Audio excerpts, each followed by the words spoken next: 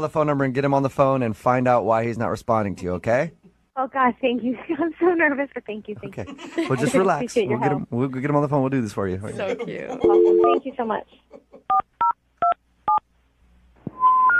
We're sorry. Obviously, he's not perfect. Oh, my gosh, did he disconnect his number because I texted him? No, I don't. I think I probably dialed the wrong number. Let me try again, okay? Like, oh my God. Okay. I hope that he didn't, cancel his phone because of you texting him. Oh, no. That doesn't make sense, does it? No, it doesn't. I think you're okay. It's probably my fault. I misdial numbers all the time. I hope.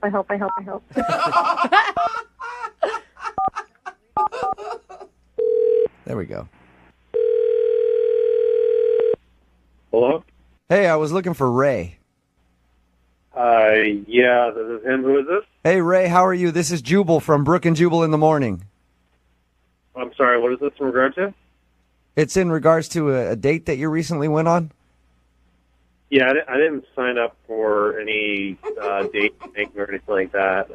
I know you didn't, Ray. I host a radio show. It's called Brooke and Jubal in the morning, and you recently went out on a date with one of our listeners, and they asked us to call you. Okay, you're going to have to be a little bit more specific because I go out with a lot of women. Mm-hmm. Okay. Her name is Mary, and you met her at the gym. Oh, okay. I remember Mary. She says that she's tried to reach out to you since your date, but you haven't responded, so she's wondering if she did something wrong.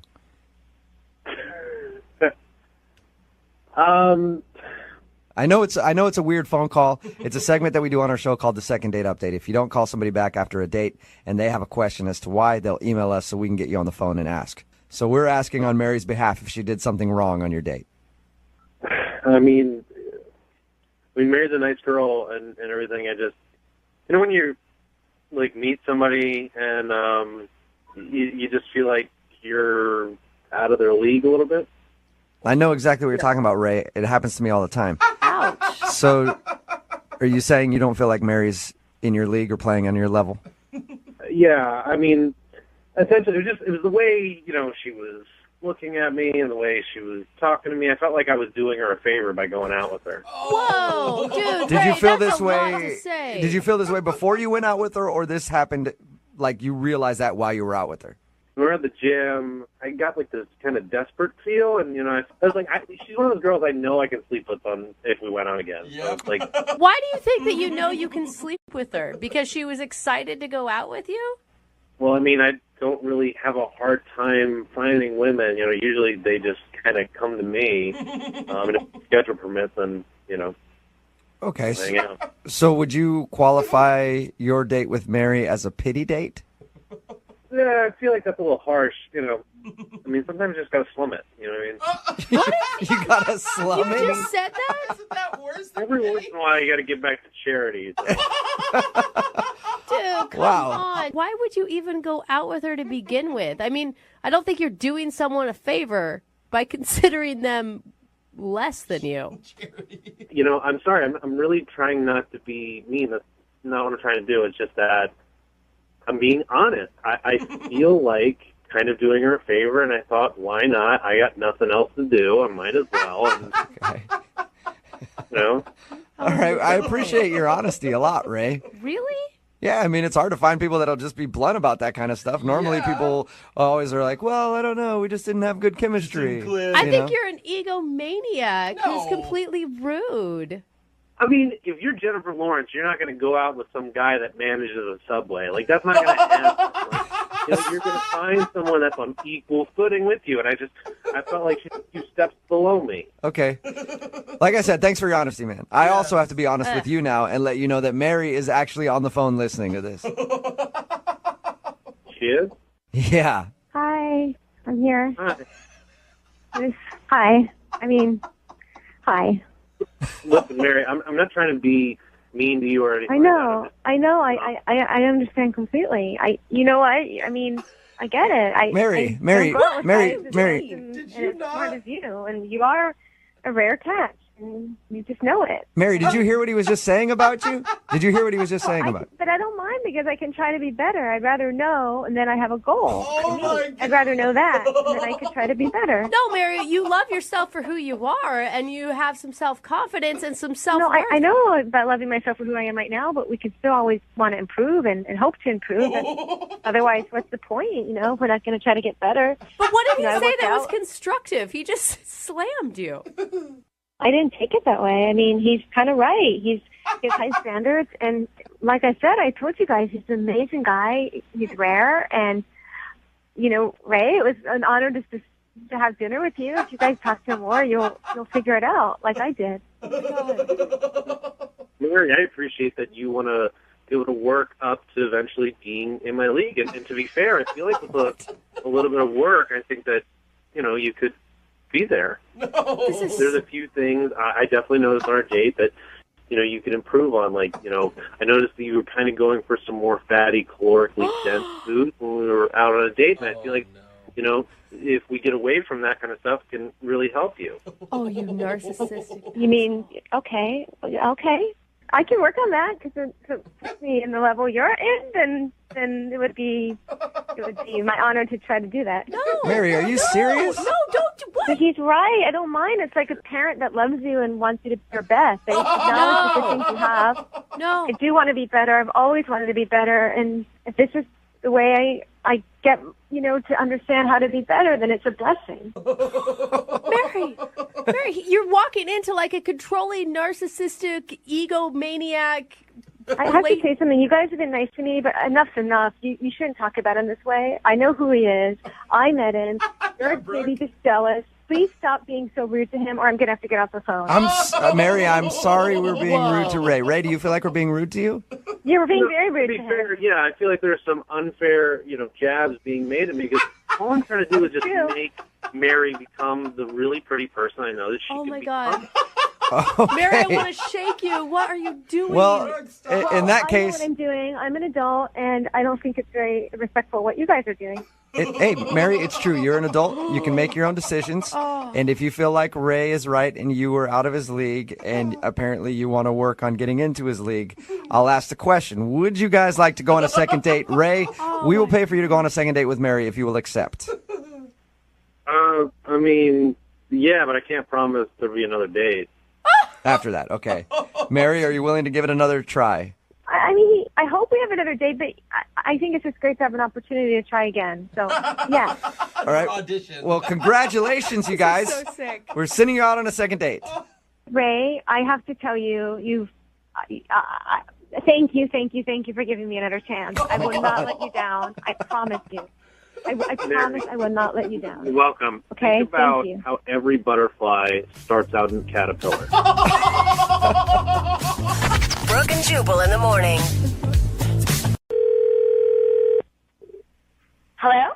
Hi, is this Amanda? This is Amanda. Amanda, how are you? This is Jubal from Brooke and Jubal in the morning. I'm sorry, who are you?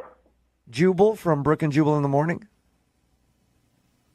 I don't know. It's a radio show. Okay. Nothing? Big listener. Amanda, I'm just going to cut to the chase real quick, okay? You went out with a guy named Aaron last night. Yeah. All right. And Aaron emailed us this morning to see if we could call you because he's been trying to get a hold of you because he says that you stole his wallet when you left this morning. Wait, what? Yeah. Aaron says that you took his wallet. Did you take his wallet? No, he thinks I took his wallet? Yeah. He's saying that you guys hooked up last night after meeting at the bar, and when he woke up this morning, you were gone, and so was his wallet, and he's convinced that you took it. Yeah, I woke up this morning because I had a meeting at work. I woke him up. I told him that. He was like, yeah. I told him I had to get to work. I told him I was leaving, but I didn't take his wallet.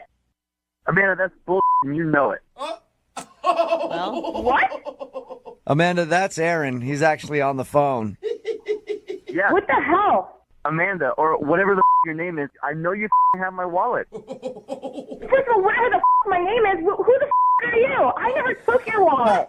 Your wallet. know it was And you know what? everything. You were so drunk. Go look around your apartment for your wallet. I I did look around my apartment. The reason it's not there is because you took it. I didn't take your wallet. We were making out on the couch. Did it fall behind the couch? Did you look there? Are you serious, Amanda? Do you think I'm a huge idiot? That's the first place I would look. Are you? Yeah, I do think you're the biggest idiot. Go look around your apartment. Go look in your kitchen. Oh my- How dare you accuse me of stealing from you, you piece of I kind of believe her. Really? Yeah. What the am I supposed to think? I wake up, she's gone, my wallet's gone. I've looked everywhere in this apartment. She's accusing me of being that dumb. That. Yeah, but she. Amanda, did you take his wallet? No, I didn't take his wallet. I don't know what the this is about. Tell him to go look in the kitchen. Tell him he's not going to listen to me. You guys tell him to go look in the kitchen. Go look in the fridge. Look in the fridge. Why would I look in the fridge? Who put the fridge in a wallet in the fridge? Are you serious? I'm not doing that. You were so drunk, you idiot. All people put their wallets, and let me look in there. Oh, it's not there. Oh, big surprise, because I know somebody else has it who left this morning. I don't have your wallet. It's in your apartment. I mean, this is nuts. I don't even know what this. Let me go look in the oven real quick. Oh, guess what? There's no wallet in there. Oh, hold on. Let me go look in the microwave real quick. That sounds like a great idea. Let me pop this microwave open and see if there's a wallet in here. That's where everybody keeps their wallets. Oh, Aaron, you gotta calm down. I mean, you guys have to have some sort of a conversation about this. Aaron, are you there? Hello? oh, me. The put it in the microwave. It's actually in there? Ew, why the would I put it in the microwave? I didn't even go in the kitchen. You kept going in there slamming stuff. You were just being funny about it. You drunk piece of Oh, my gosh. To my microwave where no one puts a wallet ever, and all of a sudden magically it's there. Aaron, I highly doubt that my Amanda gosh. hid your wallet in the microwave. I don't know why somebody would do that. Exactly. Who puts a wallet in the microwave? Are you being serious right now? That's the worst. You idea. did. You did. You did.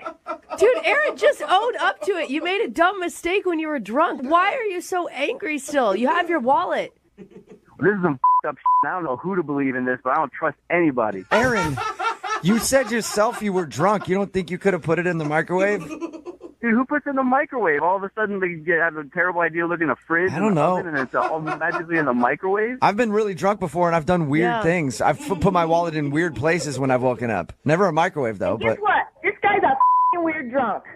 I believe that, Amanda. Wow. Well, Amanda, thank you for your time. I appreciate it. Yeah, thank you for wasting mine. Aaron, at least you found your wallet. Yeah, that took long enough to find it. Don't you want to apologize to Amanda for accusing her of stealing your stuff? I can't even figure this shit out right now, but yeah, I guess I'm sorry that, I guess I'm sorry. Best You hear that, Amanda? He guesses he's sorry. Yeah, wow. That's sincere. Yeah, I guess he's a head, basically. All right. Hey, you know what? I would love to ask you, Amanda, if you will go out on a second date with Aaron. We will pay for it. You're kidding me now. No, I'm serious. I really want you to go out on another date with Aaron. I'm never going on another date with Aaron. Why don't you go on a date with Aaron? He can put your somewhere and Yeah. tell you about it and get it all up. I'm not, no way I'm going out on a date with Aaron. I don't know where my wallet's going to end up. Aaron, at least you got your wallet back. No second date, though. Yeah, I guess I know to look in the microwave next time. Learn something new every Can I day. go back to work now? Are we done? I don't know. Aaron, are you done with Amanda? You have anything else to accuse her of? I don't know. Is anything else hidden in my apartment that I should know about? Brooke and Jubal in the morning.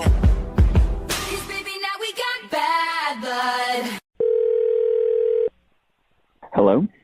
Hi, is this Kevin? Yeah, this is Kevin. Kevin, what's up, man? How are you? This is Jubal from Brooke and Jubal in the morning. Okay. Okay. Hi, Kevin. You familiar with the show at all? I am. Okay. I'm just curious why you're calling me. Well, I'm calling you because somebody emailed us to give you a call for a second date update. Oh, they did? Mm-hmm. Really? Yep. Like, seriously, somebody did this? Nah, Seriously? just I calling like you out of the blue, just making the whole thing up. All right, bye. See ya. Yeah, that was it. Best prank ever. Ooh, sweet. Yeah, got you. Burn, Kevin. Okay. All right. I guess it's going to be one of those days. You got me. No, I wasn't. It's not really a joke, I'm actually Kevin. calling you for a second date update. Okay. You are. You really are. Okay. Yes. I see. I think I might know what this is about. Really? Really? Okay. Do you know who might want to email us to figure out why you're not calling them for another date? I've got a feeling. But I'd rather hear you say it than me. Let's try to say it at the same time, okay? Ready? Okay. 3, 2, 1. Emma. Emma. You didn't say it at the same time, but yes. He's bad at counting. Her name is Emma. Yes, Emma. Yes. Yeah. Wait, are you purposely not calling Emma back then? Am I purposely? Yeah, like you're avoiding her. I was hoping that it was just because you've been too busy or something. I had a nice time with her, but I went kind of like digging on her social media, and what I found was like a huge turnoff to me, if I'm being honest. It was a big, big turnoff. Her social media was a turnoff. Is it too many selfies or something like that? No, it wasn't anything like that. It wasn't like inappropriate pictures or anything like that. Her grammar is atrocious. Did you say her grammar, like her writing? Yes, her writing. Yes, Oh. her writing is atrocious. It's a travesty. Okay, so But you don't want to go out with her again because her grammar is bad. Oh, big time. Like she uses double negatives. Like that annoys that annoys me. I almost cursed it. That annoys me a lot. but she wasn't like, I mean, that wasn't something she used in her normal speak, so it wasn't an issue when you guys were hanging out. Well, we only spent like a little bit of time together, so I don't know. Things seem fine there, but go to her social media, it's insane. Like she doesn't know the difference between your and you are. Yeah. Oh, yeah. Doesn't know the difference at all. Yeah, but what? Okay, hold on. To her defense, a lot of people use social media to just quickly throw out thoughts. And what if it's something where it's auto-correcting on her phone? I mean, that can happen, but does it happen more than once and multiple posts a day? I was like, oh, come on. And also there's like a Google search. You can Google proper grammar if you don't know it. It's already getting me like annoyed. And you're not open to like maybe trying to coach her through her grammar? Oh, like that's going to go over real well. Yeah.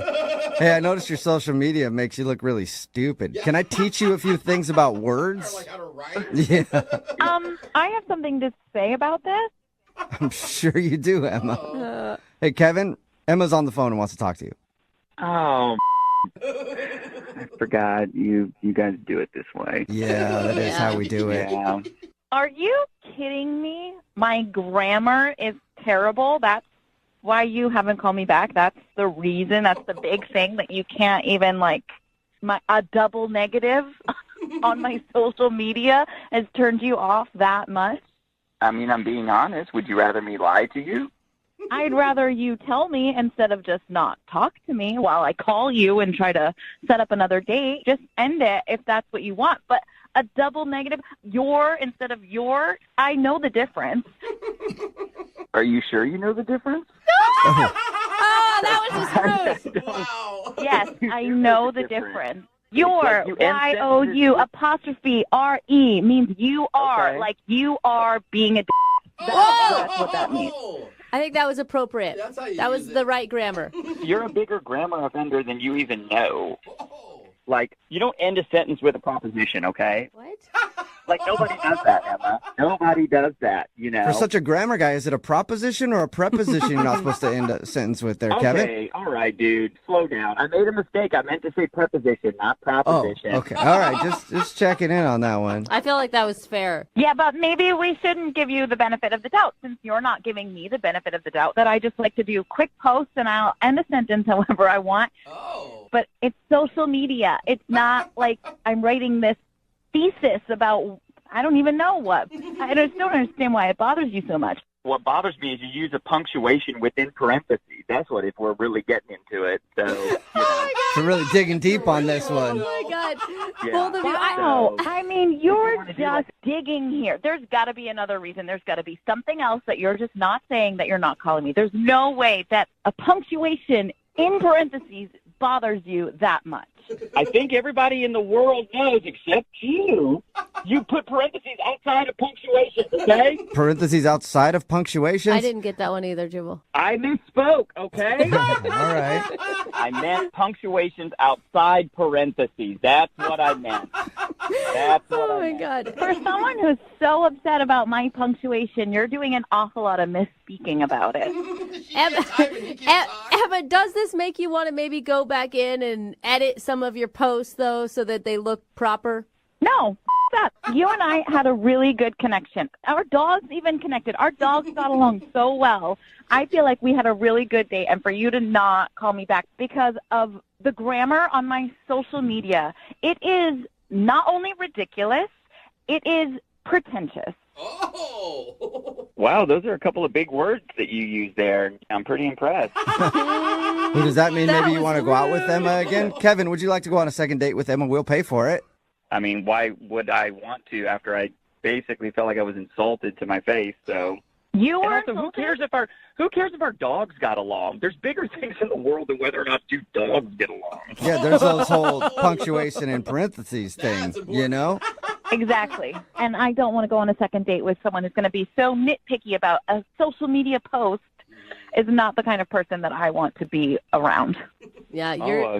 Nitpicky, a big word again. Good. Oh, God. Can you guys just, hang up on him? Because he is an idiot. You would be doing me a favor if you did that. Okay, well, Okay. that's ended See well. you, Kevin. Yep. There you go, Emma. I hung up on him. Oh, thank you. Does that feel that's- better? It feels really good. I don't even want to post on social media or write anything on social media anymore because it's just going to make me think of this Jack. Well, I think maybe Kevin helped you in a good way, okay? Because that whole parentheses, punctuation thing, I'm super glad we got that cleared up, Emma. I mean, to be honest, I forgot about that rule, but... You're admitting it. Oh, my God. All right, Emma, well, better luck next time on getting a Thank you. second date. Hope you don't not get one later on in the future. That's a double negative. That was and really if you know good what second grammar. date's about. All right. Yeah. Brooke and Jubal in the morning. Hello? Hi, is Rick there? Yeah, this is Rick. Rick, how are you, man? My name is Jubal. I host the morning show, Brooke and Jubal in the morning. Okay, are you serious? Yeah, man. How are you? I'm good. What's up? Well, I'm calling you today because I wanted to speak with you about a date you went on. A date I went on? Mm-hmm. What are you talking about? I'm talking about a girl named Amy that you met off of Instagram. Amy? Yeah. We do a segment on our show called the Second Date Update. Basically, it's where if you go out on a date with somebody and then end up not calling them after, they email us to see if we can get you on the phone and ask what happened. Oh, my God. So Amy has been trying to get a hold of you, but you're not returning any of her phone calls or text messages, so she asked if we could get you on the phone and ask what happened. Are you serious? Yeah, I am. You really want to know how my day went? I do. Even more than me, Amy wants to know because she says she can't really remember the last part of it. Yeah, well... She did tell us a little bit about the date and said you guys were arguing at some point, which is a great way to end a date, by the way. I thought it sounded really romantic. Lasting impressions. Yeah, it definitely was not romantic. So what was it? What were you guys arguing about? Do you remember? Yeah, I remember. I don't know if it's okay to talk about it on the radio. I don't know if she would be cool with that or... Well, she kind of has no choice because she agreed to do the second date update, so she wants to know. All right. So I went over to her place, and we were making out in her bathroom. And Your bathroom? That's... Yeah, in her bathroom. Okay. Just kind of like where we ended up. And Okay. things were getting hot and heavy, and, at one point my shirt came off. And then she just kind of turned and she looked at the mirror, and she started, freaking out. And she looks at herself, and she's like, oh, my God, I look so ugly. Weird. That's so sad. Yeah, and I was like, no, you don't, not at all. And she didn't, right? She's gorgeous. Okay. So I was like, no, you don't, right? And I'm trying to make her feel better, and she's like, no, I do. And she's working herself up, and I'm feeling really weird because my shirt's off, right? And then as I'm trying to calm her down, she starts to argue with me. Arguing over whether or not she looks pretty? Yeah, kind of. She's like, no, you don't know what you're talking about. Like, you're lying to me. And I'm like, no, I'm not. Like, you look fine. You look great. You look beautiful. You're like, I was just in here with my shirt off making out with you because I think that you're attractive. Right. And eventually, this kind of half fight turns into a whole fight. Oh, no. Like she actually was getting aggressive with you because you were telling her that she looked good. Mad at me for calling her pretty. You know what I mean? Okay. Did you think at first she was just fishing for compliments and then it took a weird turn? Yeah, I mean, kind of. I thought that, because sometimes girls get down on themselves, but this was way beyond anything that I've ever seen before. She was just out of control. And so finally she's just like, you know what? Get out. What? Oh, my God. Yeah. She kicked you out for calling her pretty is what you're saying. Right. And she kicked me out of her bathroom. And she locks the door behind her. Oh. But my shirt and my wallet were still inside the bathroom. Oh, yeah. Oh. So she's in there freaking out. So did you going ballistic, and she's sobbing in there, and I'm like, can I get my shirt back, please? Oh, I just want to give her a hug. How long did it take till you got your shirt back? I didn't get my shirt back. Oh. She just opened up the door at one point and then threw my wallet at me and told me to get the out. And I just ran home topless. That sucks. God. All right, well, that was an interesting evening for you. Any chance you'd ever talk to her again, ever? I don't think so. I mean, it was just a little too crazy for me. Oh, that's unfortunate because she's actually on the phone listening to this conversation. What? Yeah, Amy, are you there? Oh my God. I don't remember that at all. Oh, Amy. Did that seriously happen? Did I seriously cry and then kick you out of my apartment? You've been listening the whole time that I was talking? Yeah. And I don't remember any of that. Are you serious? Did I Oh, my kick you God. out like that? Yeah, you did all of that. It was... You don't remember anything? No. Oh my God, that's so funny. Wait, Amy, you think that's funny? You're not mortified by that? No, it's kind of hilarious. Did you hear that story? That's so funny. So it doesn't bother you that you were freaking out because apparently you didn't think you looked good that night and he thought you were pretty and that pissed you off. I think I was just having a moment, I guess. Sometimes I have a moment. It's totally me to just have a moment, but then it's fine. You didn't have to leave. You didn't have to leave. I would have gotten What do you mean over I it. didn't have to leave? You threw my wallet at me and then you told me to get the out. You said those words. Oh my God, I was drunk. We were having fun. Oh my God. I don't know, Amy. I wasn't having fun. Yeah, if I was at your place and you threw something at me and said, get the F out, I would think that I would have to leave at that point or I would be in trouble with the law. Yeah. I don't know. Okay, wait, but Rick, did you get a video of this at least? Oh my gosh, Amy. What? Did I get a video? No, I didn't get a video. Are you serious? You psycho? What? Why not? I could have totally posted that on Instagram. It would have gotten so many likes. You would actually Amy, this Craziest is thing I've ever heard. you'd actually post a video of you having this freak out online, Amy. Why not? I mean, obviously, right now I think I'm pretty. It's fine. Everybody has a meltdown every once in a while. I'm just you know what? If you can't handle me at my worst, you don't deserve me at my best. So it's okay for people to see me like that. It's fine. It's funny. Amy, I gotta say, when Rick was telling this story, I was feeling so bad for you, and I thought we were gonna talk to this horribly lacking self-confident woman that was crying on the other end of the line, and you were handling this way differently than I thought you would. I don't know. It's just life. It's just life, and it happens sometimes, right? And, I don't know. I just still can't believe you didn't take a video. Take a video next time. Yeah, seriously. The next time you're having a meltdown like that, you need to make sure somebody is there to videotape it at all times, Amy. Yes. Amy, Well, then, would you guys like to go out on a second date? Rick, I will pay for a second date. No, hell no. You might get a viral video out of the deal. Dude. this has not happened to me on a regular basis. Like, girls that I'm with don't have freakouts and then kick me out of their place and then steal my shirt. Well, it sounds to me like you're not really living. I just feel like everybody has these tiny moments, okay? And, like, I know that was probably a little much, but, like, if you knew me better, you would know that even though I was freaking out and I told you to leave, I wasn't really serious. I didn't really mean it. Like, I know that. And just because that happened, I don't think that it means you shouldn't go out with me. Like, you should still go out with me. I'm really fun. And, like, we could obviously have really great stories. See? Like, come on. You know what? Fine, as long as I can end this conversation right now, as long as we can finish this up. So if we can finish the phone call here, you'll go out with her again. No, I'm not going to go out with her. Are you crazy? So which one is it? You're confusing me. I can't tell when you're serious and when you're not serious. You're harder to read than she is. I want to end this conversation. I don't ever want to see her again. I'm fine. Thank you, Amy. You seem like a lovely girl. You're really, really hot, but you are crazy. Brooke and Jubal in the morning. Hello. Hi, may I speak to Dylan, please?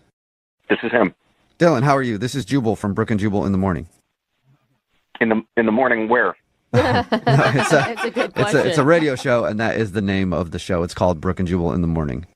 Oh. Hey, In Dylan. the morning where? What are you guys doing? Not much, just hanging out. You mean doing, or why are we calling you? Yeah, why? What's going on? Okay. I'm calling you today because we do a segment on our show. It's called The Second Date. That's where if you go out on a date with somebody and then end up not calling them back after, they can email us to get you on the phone and find out what happened. And we got an email from somebody that you went on a date with recently. Wait, what? Somebody emailed you about me? Yes. Yeah. Lainey. Her name's Starting Lainey. quick. Oh. Yeah, Lainey emailed us because she told us about your date. Okay. Yeah. All right. So she told us she went out with you. She said she really wanted to see you again, but now you're not answering any of her phone calls or text messages. So she's confused and she's wondering why you don't want to see her again. She's wondering why. Wow. Yes. Should she know why? I mean, I don't know how much you know. I'll tell you what we know. She said you guys met up for happy hour. You drank a bunch, ended up talking about your coworkers and then getting onto the subject of exes. You talked a bunch about how terrible your ex was. Then she asked you if you wanted to go back to her place to take some pictures to make your ex jealous, and you declined. She told you almost everything? If that's almost everything, yeah, she told us that. Yeah. I just can't believe she put that out there. Are you mad about that? I mean, it's weird. I never got a phone call like this before. Right. I could understand that. Yeah. You said almost everything. Is she leaving something out? Totally leaving things out. Really? Okay, like what? We had a good time in the beginning, and she was all right, and She was all right. it was the middle of the week, too. I mean, we definitely had no business hammering shots at a bar on a freaking Wednesday. But it sounds like you guys had a lot to bond over. You both had crappy days at work, she said, really stressed out. Yeah, I had a particularly bad day, and I guess she did too, and we kind of bonded over having the same work environment, I guess you could say. Yeah. We heard. Then the topic of exes come up, and I'm like, I don't know if I want to go there, but we were kind of like bouncing back and forth between, you know, what her exes did and what mine did and things like that. So In her description, it didn't sound like you guys were bouncing. It sounded like you guys were concentrating on you getting over your cheating ex, and that you talked about her a lot.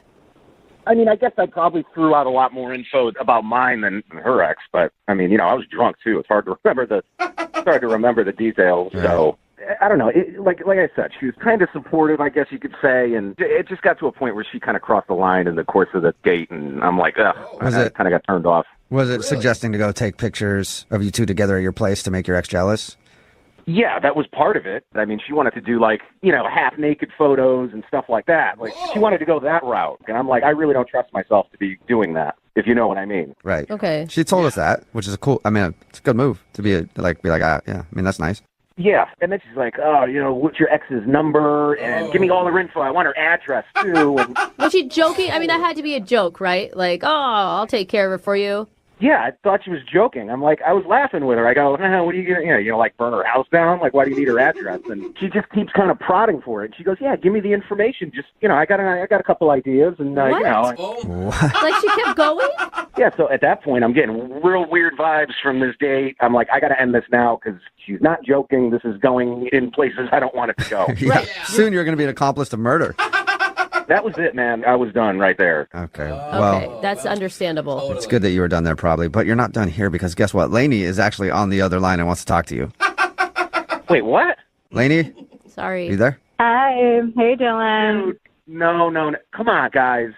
No, that's Lainey. I'm sorry, but your ex needs a wake-up call. Like, that's all I was trying to do. A wake-up call? What kind of wake-up call are you talking about, Lainey? She needs to know that her behavior is not okay. Girls like her ruin good guys like Dylan for girls like me.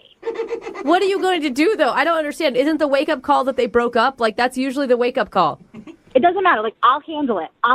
You don't need to look, I learned my lesson with her. It doesn't matter. Dylan, you're a good guy. Like, that's why I want to do this. Do what, though? Do what, Lainey? If you don't have the to do it, I have them. I will tell her that this is not okay. No. I'm scared. Do what? I don't understand what you're doing. You want her address? What are you going to do? Everyone needs to, like, stop asking me what I'm going to do, all right? I'm not going to tell you guys on the radio, all right? I'm just going to do it. Do what, though? Come on, Lainey, now I'm... No. Yeah. Whatever it is, I'm saying no. Okay? Lady, the best revenge is always to just be happy in your next phase of life. That is literally the only revenge anyone ever needs. Look, I will be happy after I do what I need to do to her. What? She didn't even do anything to Lainey, you. Dylan, are you still there? Dude, do you guys hear what she's saying? Are you kidding me? Yeah, I don't... This is crazy. Did you give Lainey the information for your ex at all? No, I didn't give her the information. Listen to her. I mean, Dylan, I don't understand why you are so against this. Like, are you still in love with her? I mean, you were crying your eyes out, complaining how bad she treated you. And here I am, like, here to defend you. And you're acting like a little baby now. Like, are you still in love with her? You want to get back together with her? You want her to just put you down and cheat on you over and over again? No. I was on the date with you that night, and we got onto some topics. Now I feel like I was on the date with a hitman. I mean, I don't know what this is about. But, like, you gave me that information. Like, what else am I supposed to do with it? Just chill, probably? Yeah, just say that's too bad. I'm so sorry that happened to you. That's not who I am. Not like how I roll. All I want to do is have a civilized conversation, woman to woman. No, that's psycho. Doesn't sound like that. Yeah. I feel like in one hand you're holding your phone, the other hand you're screwing a silencer on a bolt-action rifle. Sounds like a great woman to go on a date with me. Dylan, would you like to go on a second date with Lainey? We'll pay for it. She'll always have your Yeah, back. she will have your back for sure. Dylan, before you answer, really think carefully. Oh my God, is that a threat? No, I'm not going to end up in the trunk of a car. So is that a yes then? Because I think that means you should say yes, or you might end up in the trunk of a car. I'm not going on another date with her. Now I'm actually scared, all right? Yeah, Lainey, I don't blame him, Lainey. I mean, whatever. You know, if that's how he wants to live his life, he wants to be a pushover, let people walk all over him, he's going to find another girl who's going to do the same thing to him, cheat on him, and put him down. Yeah. You know, I would always have his back, but if he doesn't want that, you know, good riddance. Yeah. Okay. Good riddance. Dylan, good luck finding someone just to have brunch with or whatever. Lainey would actually kill for you.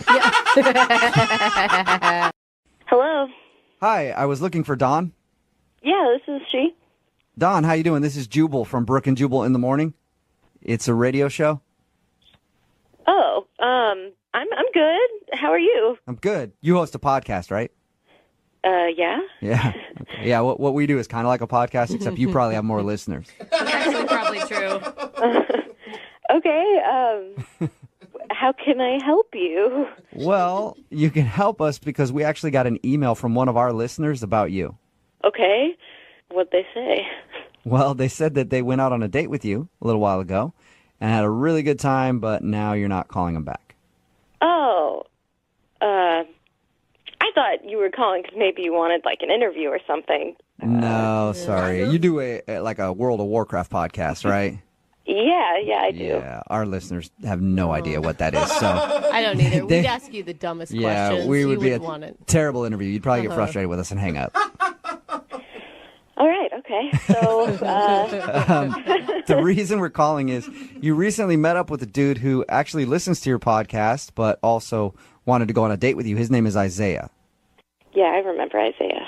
Okay, well, Isaiah emailed us and told us about your date, and he's also confused because you're not calling him back, and he's tried to get a hold of you a few times.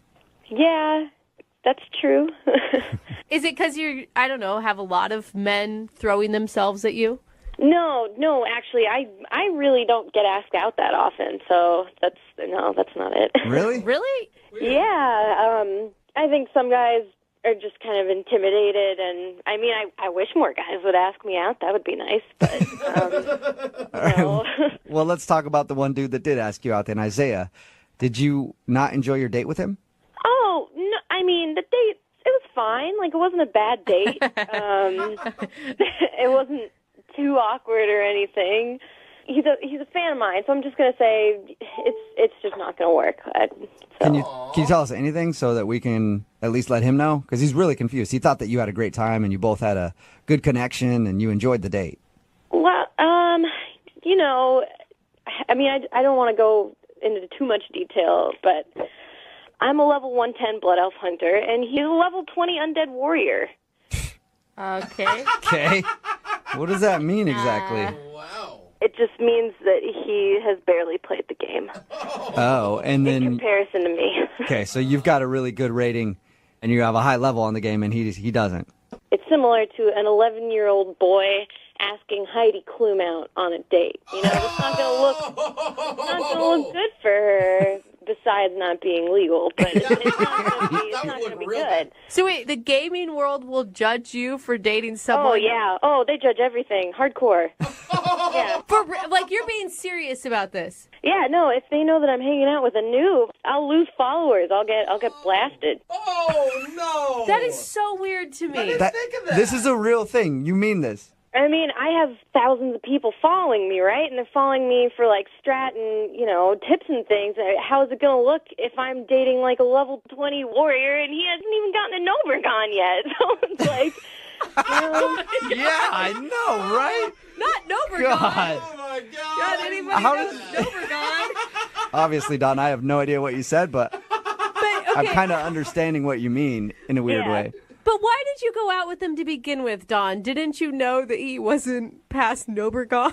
No, I wasn't on WoW when we were talking. He DM'd me on Twitter. Okay. And I mean, I didn't think to ask because, like, people who follow me, I assume they're at least level 80. Otherwise, why are they there? Yeah, right? What are you doing? You crazy? We're trying to play in the big leagues. Oh, man. Were you so disappointed when you found out about his level status? It was a pretty big bummer. It's, like I said, I don't get asked out on dates a lot, and he was really nice, but it was a big drawback. Okay. That is an interesting reason, Don. Yeah. I do also want to let you know that Isaiah is on the other line listening to this conversation. Right now? Yep. Hi. Hi, Don. Oh my God. Did you really mean all that? Yeah. I'm sorry. I didn't know you were listening. I mean, But you called me a noob. Well, I don't mean to be mean, but you are. I mean, in the world of Warcraft, you are. Yeah, if it's my status that you're worried about, then I will stop playing the game, and we can just connect about something else. Isaiah, it's not your status I'm worried about. It's my status. I have an image to uphold. Yeah, but if I quit, then you don't even have to worry about that status. Yeah, but I can't date someone who doesn't play. Really? It'll just seem like you're not dating anyone at all. It'll be a secret. Isaiah, you're willing to be just a secret boyfriend to her? Because you weren't dating somebody before this. I mean, well, so if we were dating, and I'm playing WoW all the time, you know that, like, what are we going to talk about? You don't know anything about end-level rating or, like, the end-of-game content. Like, you're still smelting tin and Yeah, dude. You guys don't... Sorry, but... What do you have in common, right? Tin smelter. I just can't be a teacher all the time. Well, I can learn really fast. I mean, there's other podcasts I can be listening to all the time. I mean, I'll keep listening to yours, of course, and I will stay a subscriber no matter what. But, like, there's all kinds of things I can listen to, like, even when I'm, like, driving to work and stuff. Well, and it's also just, like, a time thing. Like, if you're going to play World of Warcraft and want to play with me, you kind of got to put in a lot of hours. I can do that. I mean, I can just drink coffee when I get home at night. Or some Mountain Dew Code Red, man. It's going to take a while, man. Yeah. What if you guys just left World of Warcraft out of your relationship altogether? Oh, you can't be serious. I mean, I'm totally serious. Like, why does it need to be such a focal point of your romantic life? I'm sorry, but it's that important to me. Okay, I will commit myself 100% to playing every minute that I can, and I will catch up. I promise you. I'm not going to let go And if I can just be around you, then I feel like it'll make me better as a person and as a player too, you know? Like, you make people better. That's what you do. It's what your podcast is for, is helping people, and you helped me. Don, come on. I mean, he said you were intelligent. He said you were attractive. Like, this guy really thinks, like, you're it. I know, and that's the hard part. That's why it's so hard to tell him no. Still, don't say no. Like, I'll be here to support you. /flirt. There you go. You got a /flirt over the phone, Don. Would you go out with Isaiah again one more time? We will pay for it. Well, Isaiah, I mean, I can't date someone like this because of my work, but I mean, okay, if you can make it to like level 80, level 90, you can call me then, and we'll figure it out from there. Hey. You hear that, Isaiah? Level 80, I can do that. 80, preferably 90, but I'll cut it at 80. You can text me at 80. The door is still open, Isaiah. If you get to the right level in World of Warcraft, you can have your dream date. Got a lot of work to do. I can do it. I know I can do it because I have love on my side. All right, so it's a deal, Don. If he gets to level 80 or 90, you will give him another shot. It's a deal. Nice. It's a deal. Yeah. All right, now you got something to work toward, Isaiah. Yeah. All right, well, I understood about a third of what was said in today's second date update, but I think it's kind of a successful one, Isaiah. You might have a second date at some point. I will, Don, no matter how long it takes. All right. Well, just make sure you're always in a queue for a dungeon. Like, that's the way to get there. All right. Remember that, Isaiah. If we learned anything about dating today, it's always remember you're in a queue for a dungeon. You got it. Always be in a queue for a dungeon. Be in a queue for a dungeon. Okay, almost got it. Just get in that dungeon. I will. All right. Brooke and Jubal in the morning. Hello, Hi, can I speak to Madison, please? this is she. Hello, Madison. How are you? This is Jubal from Brooke and Jubal in the morning. From where? I'm sorry. Brooke and Jubal in the morning, the radio show? You're looking for Madison? Yes, I am. I'm calling you today because we recently got an email about you. Okay. It was from somebody that you went out on a date with. His name is Bruce. Okay.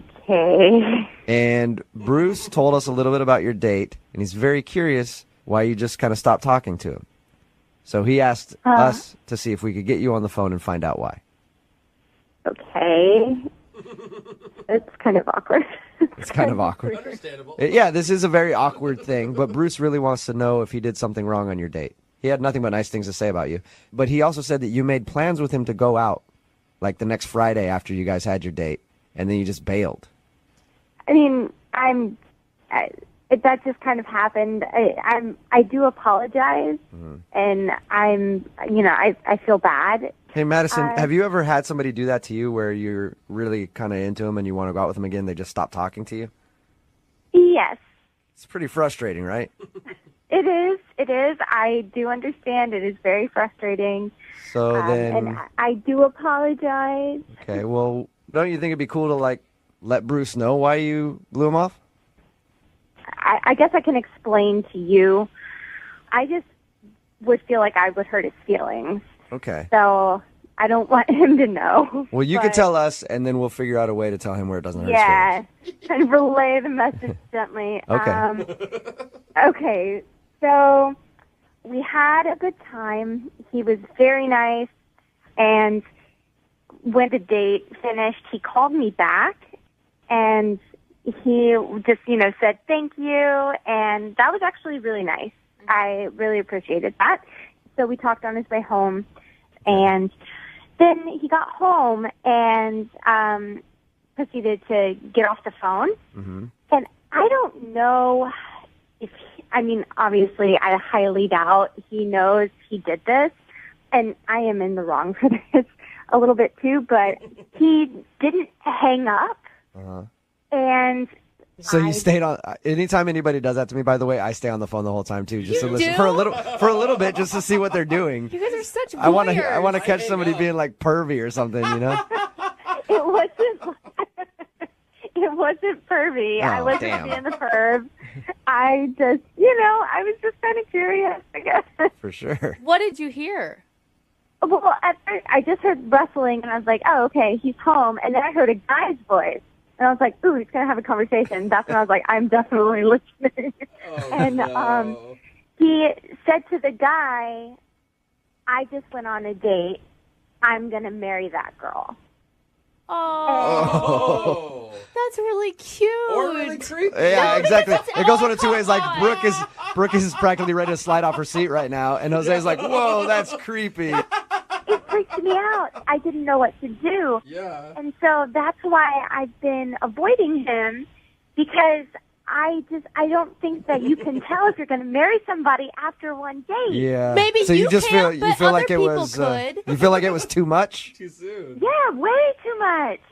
And granted, yeah, like I had a great time with him. It was fun. But when, like the first thing that he says when he gets home is, I'm going to marry that girl. It's like, what? But the thing is, I mean, you couldn't see his face. You don't know. I mean, Brooke's trying so hard for like a storybook love tale thing dude, right now. seriously, I think some people can tell after the first date, and I think you're like you could have found like the coolest guy you'll ever meet. Or you could have found a stage 5 clinger.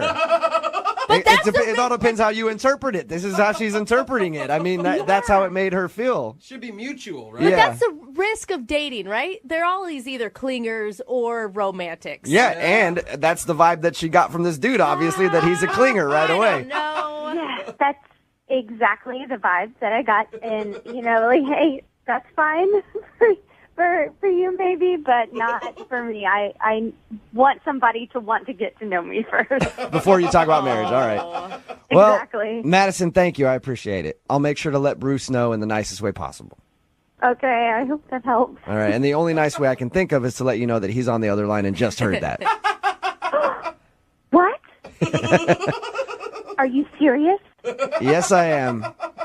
Bruce, say hi to Madison. Hi, Madison. Madison, I can't believe you actually heard that. Yeah.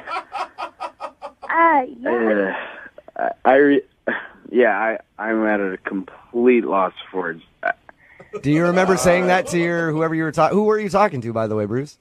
Yeah, I was talking to my roommate. Okay. I walked in, and my roommate, kind of was sarcastic, being like, "Yo, dude, how'd the date go?"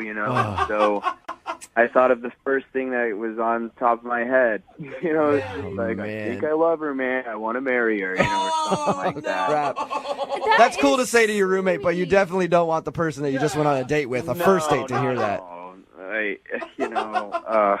Madison, I really wish you would have let me know that you heard that, and we could have cleared some things up, but... So, what, like, are you taking it back? do you not mean it anymore? Or what do you mean by that? So, kind of what I meant was, where I was at with my excitement was, I could definitely see, things going, forward if that's, kind of how things were with us all the time, the more and more we started being together, and, I don't know, it might turn into love. This is such an awkward thing to try to explain. Madison, I mean, can't you give this guy a chance? I mean, I know that it's a lot of pressure, but haven't you ever just felt overwhelmed and maybe you exaggerated your feelings a little? Yeah. Sure, but I don't know. It's like hearing something that you're not supposed to. It's hard to come back from that because now it's on such a grounds of embarrassment. Why don't we turn it into a joke? Why don't we just forget it ever happened and turn it into a joke? I mean, if it has to always be remembered, we did have a good time. We had an amazing time. It's actually one of the best dates that I've been on in years. Bruce, I think you need to downplay it a little more. Don't call the date amazing. Don't call it awesome. Just be like, it was cool or whatever, Madison. I mean, I didn't really care too much. That sounds like what Madison is into. Yeah.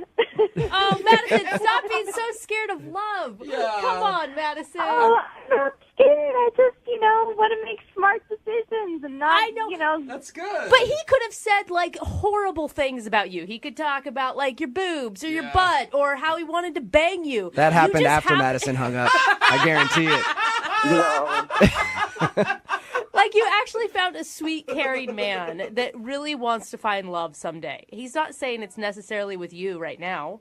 No, I think he did say that. Well, I'm just trying to help him out.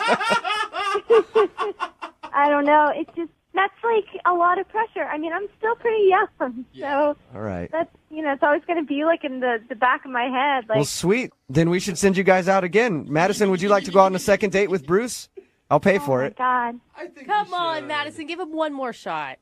Madison, I really wish it didn't happen, but it did. You know, I mean, I'm definitely in it for take it date by date. I don't have a problem with that. I just got really excited about you as a person. Oh. So, Madison, will you go out one more time with me? Hey, Madison, if you wouldn't have been such a snoop and listened in on his conversation, would you go out with him if you didn't hear what he said? That's a good question. I mean, yeah, I would have. Okay. I absolutely would have. So it's your own fault. Hey, there you go. Hey, now. So you should go out with him again. Come on. I mean, I feel so guilty about all of this. I mean, I guess I kind of owe it to you. There you go. You're saying yes? Congratulations, Bruce. You got yourself a pity date. I'm sorry, Bruce. You know, I'll take it. I'll take it. Thanks. Yeah. I'm excited to go out with you, Bruce. I'm looking forward to it. Yeah, I guess it's whatever. Yeah. See, that's how you have to play Oh, it. I see. Yeah. I mean, I might be busy that night, but we'll see. Thanks, Jubal.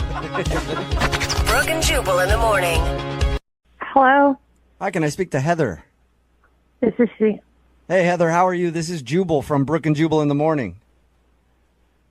I'm sorry, who is this? Jubal from Brooke and Jubal in the morning, the radio show. Okay. I'm calling you because we recently got an email about you from a dude that you went on a date with, and for some reason you're not calling him back, and he asked if we could get you on the phone and find out why. Who are we talking about? His name is Cliff. Oh, hell. Wow. You remember Cliff? That bad, huh? I never want to talk to that guy again. Why? Because he is the sketchiest, creepiest. I can't even. Whoa. Was it just the weirdness of the date or the weirdness of the person you were on the date with?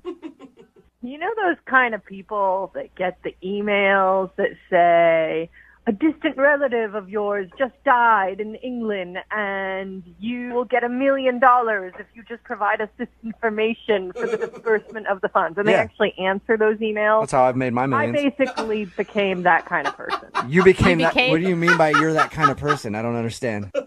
I mean, I'm an idiot for going on a date with him. Oh, okay. Like he suckered you into it. Yeah. And you knew from the beginning you should have said no. I mean, from the beginning, I didn't know it, but about 15 minutes into the date, I definitely knew, and I should have just walked away then. I talked to Cliff. He doesn't sound like a weird guy. Can I tell you my side of the story? Yeah, absolutely. Okay, first of all, we'll put aside the weirdness of our date is going to be test driving cars. Okay, sure. And then we're driving this car for a long time, Mm-hmm. and he goes, do you think I look sexy in this car? Did he say it just like that, too? Yeah, and like really seriously and creepy. He's like, do you like this car? Oh my God. How did you respond to that? And I'm like, I guess, yeah. And so then he goes, do you think I should buy it? Oh, boy. And I'm like, I mean, if you want it, do you need a car? Sure. You know, I don't know what to, it's just so creepy. Yeah, that was my fear when we first talked to him about the date, was that he was going to do something like that to try to impress you. No, Like, it gets better. oh, it gets better. What happened? So then he pulls over. Uh-huh. And he, like, very seriously to me says, you know, I really love this car. I love myself in it. I love you next to me in it. What? Would you be willing to co-sign? No No, way. he did not. Stop it. Swear to God. he asked you to co-sign on a loan for a car with him. Yes, and I said, we just met, and so then he goes on to say, I got in some financial trouble a few years back, and my credit is shot, and I can't buy a car. While I have the money to make the payments and everything, they're not going to give me a loan, and I need a co-signer, and I just think you and I have great chemistry. And I'm like, what is even happening? It's like I don't see the problem with that. I mean, I don't understand why it's such a big deal. What was that? That was Cliff. Cliff, you're supposed to wait for me to tell her that you're on the phone. Cliff is actually on the phone listening. Oh, you ass. Well, I mean, I don't know how much I can take of her, making it sound like I'm some creep or weird or, blah, blah, blah. How do you think that was acceptable first date behavior? Maybe I was wrong. When I met you, I saw a lot of compassion, and if you had compassion, then you would know that it's not such a bad thing to co-sign with me. I mean, I don't see what's the problem. So, Cliff, you weren't joking when you were asking her to co-sign a loan? No, I had listen, about 3 years ago, I had some problems with my credit, and I'm working on it.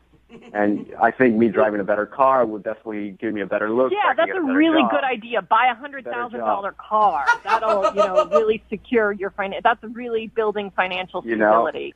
So you're saying, Heather, that you never had a rough time in your life, and now you're putting me down. You're kicking a man ways down. Is that what you're saying? I have had rough times in the past, I guess, but I've never asked a complete stranger to co-sign on a loan for me. A complete stranger. The second time I saw you, we met one time, and this is the second time. That's true. So I'm not a complete stranger. First of all, second of all, when I looked at you, when I pulled over and I looked at you, and it really made a deep connection with you, and I looked at you and I said, you know what? I can really see myself driving this car with you in it. I meant that. I meant that. Cliff, and are you could that be in it dumb? because you could basically own part of this car if you wanted to. Cliff, I'm totally baffled by this. Do you truly not understand how bad it is what you did? I mean, maybe I trust people too much. Cliff, is there anybody else closer to you that you could have co-sign a loan rather than somebody that you're on a first date with? Well, my family, I mean, I don't really talk to them, but that's a whole nother story. Because you owe them money, probably. Yeah. You know what, Heather? I hope one day that you don't hit a rough time like I did. And, maybe someday you need somebody to co-sign with you, and then you'll remember this time. You'll remember the car hopping. You'll remember me, and you go, you know what? Karma's a bitch. All right. Well, at this point, I would love to ask if you guys would go on a second date. Heather, will you go out on a second date with Cliff? We will pay for it, and I'll have somebody co-sign that loan. No. Yeah, All it's right. pretty clear. Cliff, I'm sorry. No second date, man. That's fine. It is what it is. But, hey, Jubal, if you want to co-sign with me, I'm up for it, man. You're asking me to co-sign a loan with you? I mean, you were offering, I didn't offer. I said, I've had to have people do that. And trust me, the only... No, but you said if she went out with me again, you find somebody co-sign. Yeah, I did.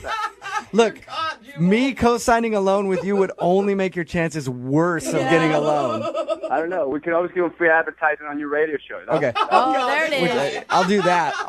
I'll risk my job and give them free advertising for plugs on the radio, and I'll co-sign a loan with you even though I don't know you. I'll totally do that for you. Really? No, Cliff. I will not do that. Brooke and Jubal in the morning. And I know she'll be the death of me. At least we'll both be numb. Hello? Hi, can I speak to Eric, please? Yes, speaking. Eric, how are you? This is Jubal from Brooke and Jubal in the morning. Sorry, man. I don't really... I'm not going to buy anything or whatever. No, I'm not trying to sell you anything. I just need 5 minutes of your time. Whoa. He thinks I'm that a we're selling telemarketer. him something. I mean, kind of. I'll dial him back. Okay. See if I can get him to invest in some life insurance. Maybe buy some door-to-door meat. Yeah. 2 birds, 1 stone.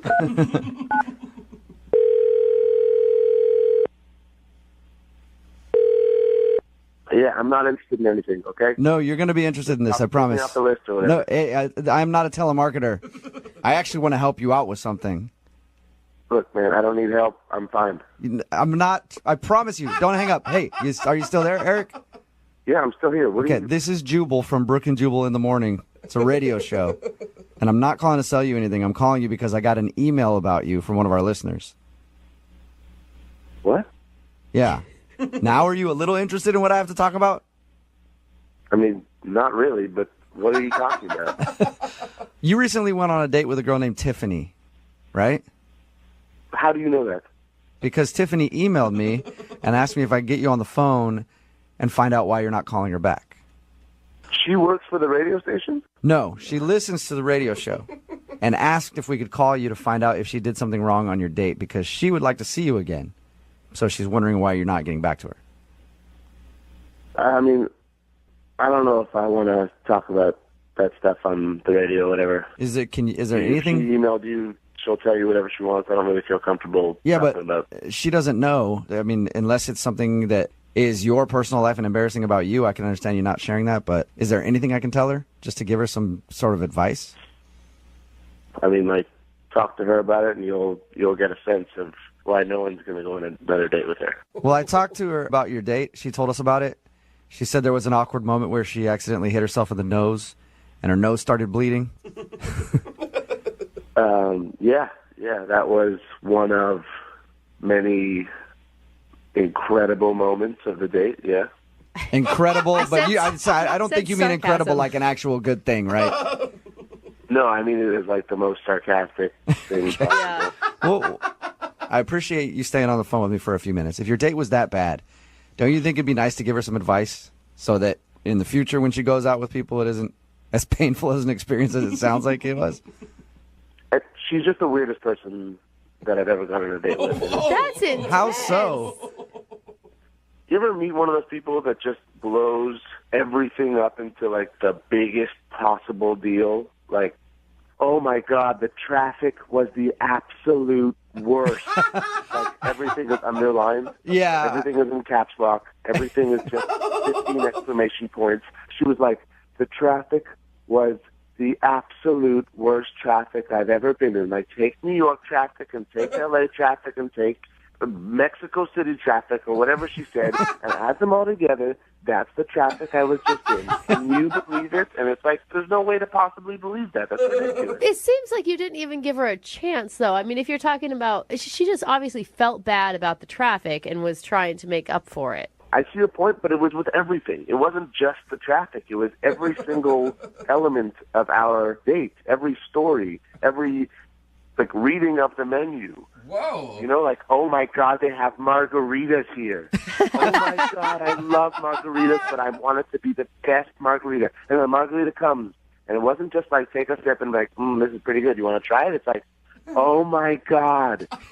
This margarita is amazing. I've never had a margarita like this before. I've definitely been around those type of people. I know exactly the type of person you're explaining. Yeah, you just pray you're not at their table, but you just hear them from the other side of the room. But come on, this is the most amazing, life-changing margarita you've ever had, Eric. All right. They met a shaman on the top of the hill to, like, taste the salt of the Himalayas on the rim of the drink. No, it's a dumb drink. I tried it, and it was like, yeah, it's a margarita. It's a margarita. Poor girl was just excited. Yes, I've had a margarita in my life. You know? Hey, we talked to her a little bit, Eric, and I didn't get that vibe from her at all. Really? Yeah. I don't know. She described the date as like one of the best dates she'd ever been on, and Eric true. was the greatest guy she'd ever met. That's true. Right. She kept telling, like, she had a bloody nose and, like, stayed at the table and kept telling her story and was like, and then I'm just sitting there and be like, you know, do you need something? Do you need a napkin or whatever? Yeah. And she's just like, oh my God, you're the greatest guy. You're just like the greatest guy. I'm like, you have blood coming out of your nose. You're like, no, I'm not the greatest guy. I'm just a human, and I noticed somebody else with a bloody nose, and I thought I might give them something to wipe it up with. Hey, Eric, I really appreciate you giving us a little bit of information on your date, man. That's awesome. That's so funny. Yeah, I mean, I'm as exhausted now as I was after the date, just thinking about it. Well, that was the It most... feels like it's like a marathon, or like 3 marathons, or like the longest marathon in the history of the world. The equator. Eric, I should also let you know that Tiffany is actually on the other line listening to this conversation. What? Oh, hi, Eric. That was really mean. I don't know why if you were having such a bad time, first of all, that you stayed. Second of all, you were laughing and having a good time and telling stories, too. And third of all, that really was the best margarita of my life. And I'm not ashamed to share that with people. I suggested more drinks because I was going out of my mind. Oh, because I'm not all bitter and like, margaritas, who cares? I was going out of my mind, and I was just praying that the next drink you would see that if that margarita actually was the greatest margarita in the world, then by default, the next drink could not be as amazing. But it was even better. Of course it could. It's probably from the same batch. That's how they do it at restaurants. Eric, why you gotta be so mean, right? You're telling me that you didn't have any fun at all with Tiffany. She sounds like a fun girl. Thank you. Yeah, I mean, like, in the, like, fleeting moments where there was just, like, a lull. Yeah, it's great. But it's like I'm sorry, you're just like, you take everything and make it into the biggest possible thing, and it's just exhausting. I can't. It's too much. It was not the speed that I go at.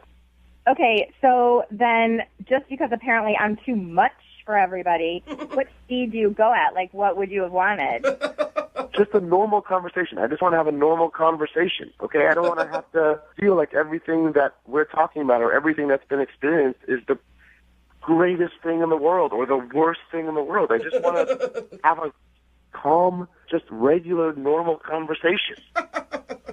That sounds like the most boring date of all time. Sorry you had such a terrible time. You didn't seem like it. And I'm sorry I was trying to have a good time and make everything fun and nice. That's a horrible thing to do when you're dating. I forgot. Oh, my God. I mean, it's the most horrible thing you could do on a date. Eric, do not be mean right now. Come on. Hey, Eric, would you like to go out on a second date with Tiffany? We'll pay for a second date. No, I'm good. I'm okay. You sure? No, I respectfully declined. Okay, well, I'm going to say this. I regret even asking them to ask about a second date, and I would rather punch myself in the nose until my whole head bled out. I think, you know what? That is a second date update first. We've had a lot of interesting endings to these things, but never somebody wanting to just beat their face in until they weren't alive anymore. Brooke and Jubal in the morning. Hello. Hi, it's Vanessa there. This is she. Hey, Vanessa, how are you? This is Jubal from Brooke and Jubal in the morning. Who? Jubal from Brooke and Jubal in the morning. It's a radio show. You're on the radio? Yes. I'm going to go ahead and just going to guess that you haven't heard of the show before. It's a show? Like, the Yes. show is called Jubal? Yes, it's a radio show. Is this like a country show? Is it like, do you guys talk about stuff? No, What? it's not. It's not. It's just, I mean, it's just a regular morning radio show. We do all kinds of wacky prank phone calls and things like that, you know. Are you pranking me? No, I'm not pranking you right now. I do want to talk to you about something, though, if you have a moment. Okay, I guess depending on what it is. Well, the other day, one of our listeners emailed us about you. About me. Yes. Go on. His name is Ben, and you guys went out on Nope, I'm not interested. Wow, that was Okay. If you have quick. his contact information, just let him to know to stop calling me. All right, well, hold up, though. You didn't even let me finish what I was going to say. I don't need to let you finish. What? The answer is no. I don't know why he's contacting you to contact me. Is that what's going on? You don't even want to know. You don't even want to know why Ben would send us an email about you. I know why Ben is emailing you. He wants to go out with me again. He has made that very clear. You may Yes, want he to does. hear what he has to say, because Ben said some things that you did that weren't super awesome. I'm sure I know exactly what he said. All right. Well, It was not a good night. Ben was not a great guy. You know, to be honest, I thought he was. At first, my friend really talked him up, and it's a no. It's just going to be a no. Can I ask you a question about the date? Is that possible Yeah. without you getting Sure. mad at me? Okay. He said that when you guys went out, everything went fine. Like you guys were getting along, and then you started just raging about the waitress, and you got so angry that you ended the day by storming off to your car and haven't talked to him again. Mm-hmm. Yep. Okay. So, but from talking to you, it sounds like you were angry with him. Yeah. Ben did not pass the test, and that's no more dates for him. What's the test? Wait, what test?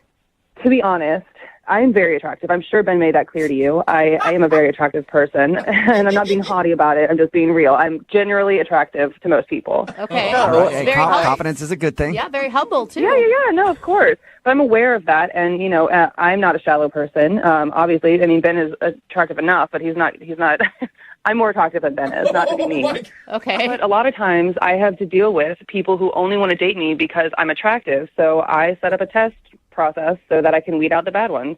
That's actually kind of genius. Like, I don't understand it because I'm not that hot. Thank you. But Oh, I'm sure you're very hot. What was the test? When I date guys, the first date is like when you find out what they're made of inside, like what kind of guy they actually are, not just looks, not what they're based on. And a lot of guys will just want to date me because I'm hot. So Right. I make it so I kind of provoke them to call me out on my shit. So that's why whenever I go out on a first date, I choose the restaurant. So the waitress is my friend, and so I wasn't being unfair to her, but I act unfairly. I call out little micro things like the water being messed up or not tall enough or quarter-inch from the top. Like, I've told him that I've waitressed before and that she is a waitress. And I just like badger the waitress. And if he isn't willing to call me out and tell me that I'm being a jerk, then I don't want to be with somebody who would just agree with me because they're like, well, she's hot. Screw it if she's a mean, horrible person. this is the most, I mean, at first I thought you were super vain, but now I just think you're an evil genius. Genius! I was in the restaurant industry for years. This never happens. Oh, it's happened. You just don't know about it. I'm not the only girl doing this. Wow. Dude, I So the love waitress it. was your friend? Yeah. She knows all about this. And he just went along with the whole thing. Yeah, he just kind of like shrugged and was like, oh yeah, like we'll get another menu. And like, oh yeah, the water does seem weirdly small from the top. I'm like, that makes no sense. Is it almost fun for you? Like, how far can I go before this guy actually stands up for what's right? This is making me sound like I'm like an evil like sorceress who's like thinking of all these ways to do things, but it's not like that. I honestly want to find somebody of substance, like a partner who's willing to call me out. And, you know, I've done this a dozen times. I mean, and out of all those, I've literally only gone on a second date with one guy. Really? And it's because he called me out. He was like, you're kind of being a jerk. And I was like, oh, round of applause for this one. Let's try this out. Oh, my God. One dude out of dozens actually call you out for being an a-hole because everybody else just wanted to date you because you're hot. I'm glad that you're impressed by all this, but are we done with this phone call? We are almost done. I just have one more thing I need to say to you. Okay, what else do you want to know? I feel like I've told you everything. Oh, I don't want to know anything. I just want to let you know that Ben is actually on the other line listening to this conversation and really wants to talk to you. Are you serious? Yes. Ben, you there? Or did you run away? No, I'm definitely here. Vanessa, that's pretty what you did back at the restaurant. And look, I'm going to call you out now because apparently you like that kind of thing. And I didn't call you out back then because I'm trying to be a nice guy. And this is the first freaking date that I have been on with you. I'm not going to, like, cause drama immediately. I get to know somebody That's not first. drama. I'm trying to get to It's know not drama you. to call somebody out on being mean. You could have easily just been like, nope, that's the water isn't weird. Do you have a problem with this waitress? You could have literally said anything instead of just being a little, oh, yeah, that's fine. Yeah, this kitty. That was you. That's what it felt like being on a date with you, Ben. You get to know somebody first. And then once you get to know somebody, then you can call them out for all their But I'm just trying to get to know who you are. And you're Okay, but you judging called me a by not no. calling You out. called a radio station to try and get a second date with me, even though I was an asshole. So, if I wasn't attractive, would you want a second date? If I didn't look like this, would you want a second date? That's a no, isn't it? Okay, well, in case in point. I mean, Ben, you've got to be honest. Like, you didn't say one thing about her other than how hot she was. Like, I honestly don't know anything about Vanessa. Why are you giving her more ammunition? She doesn't know that. Look, everybody is attracted initially by beauty. That's just the way it works. I'm not saying that you're a terrible person, but you're not the right person for me. I'm looking for somebody who is willing to call me out, willing to communicate with me if I'm being irrational about something. I don't want you to just be like, oh, pacify it, it's fine, I can have sex with her later. Like, it's great, it'll be worth it. I don't really know what to do. Look, I feel like I've been scammed, okay? Like one of those scams over the internet where you lose all your money and you don't really know what happened.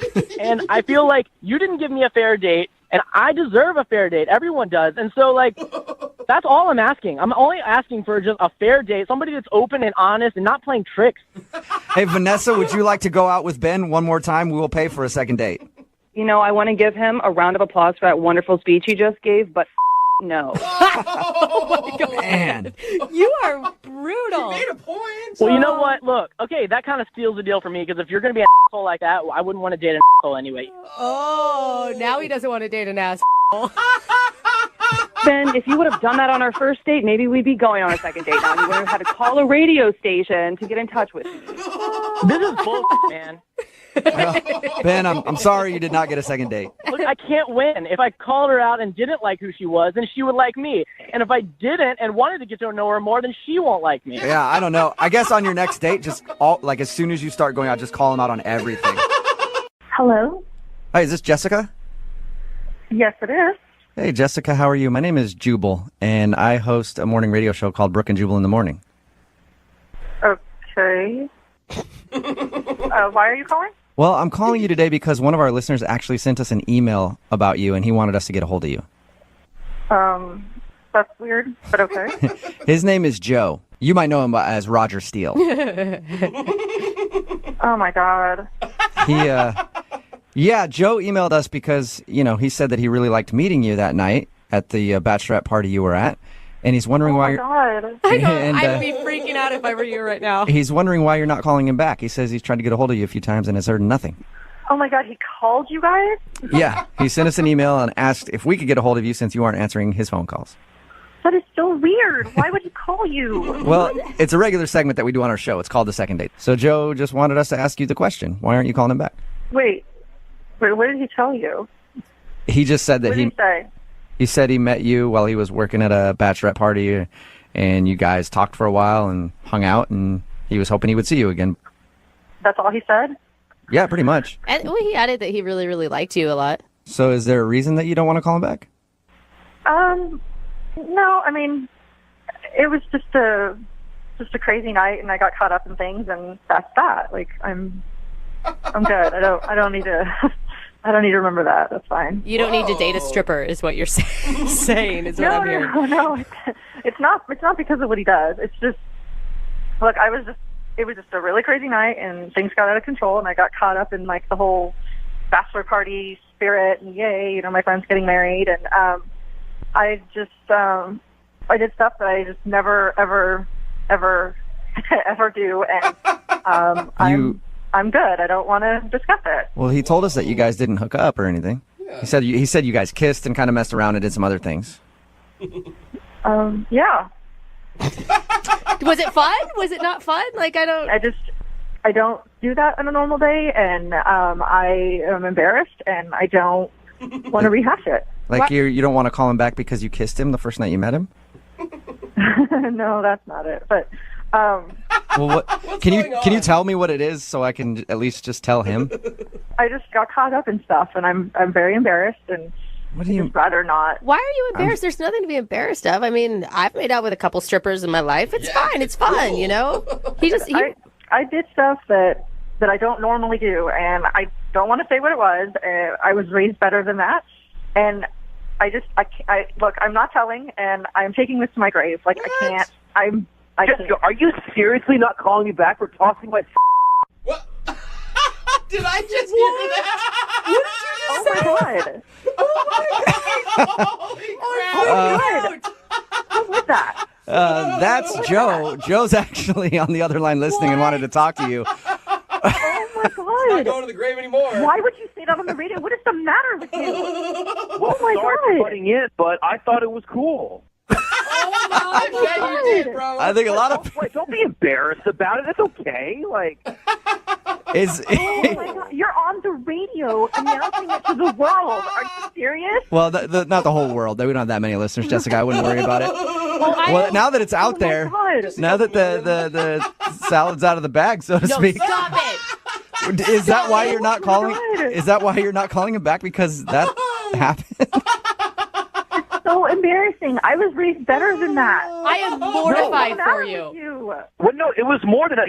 Most girls don't do that. Yeah, that's why I know. I know you were like so uninhibited and free. I mean, it was a turn on for me. Oh my god! Oh my god! What? You shouldn't be embarrassed about it. Are you serious?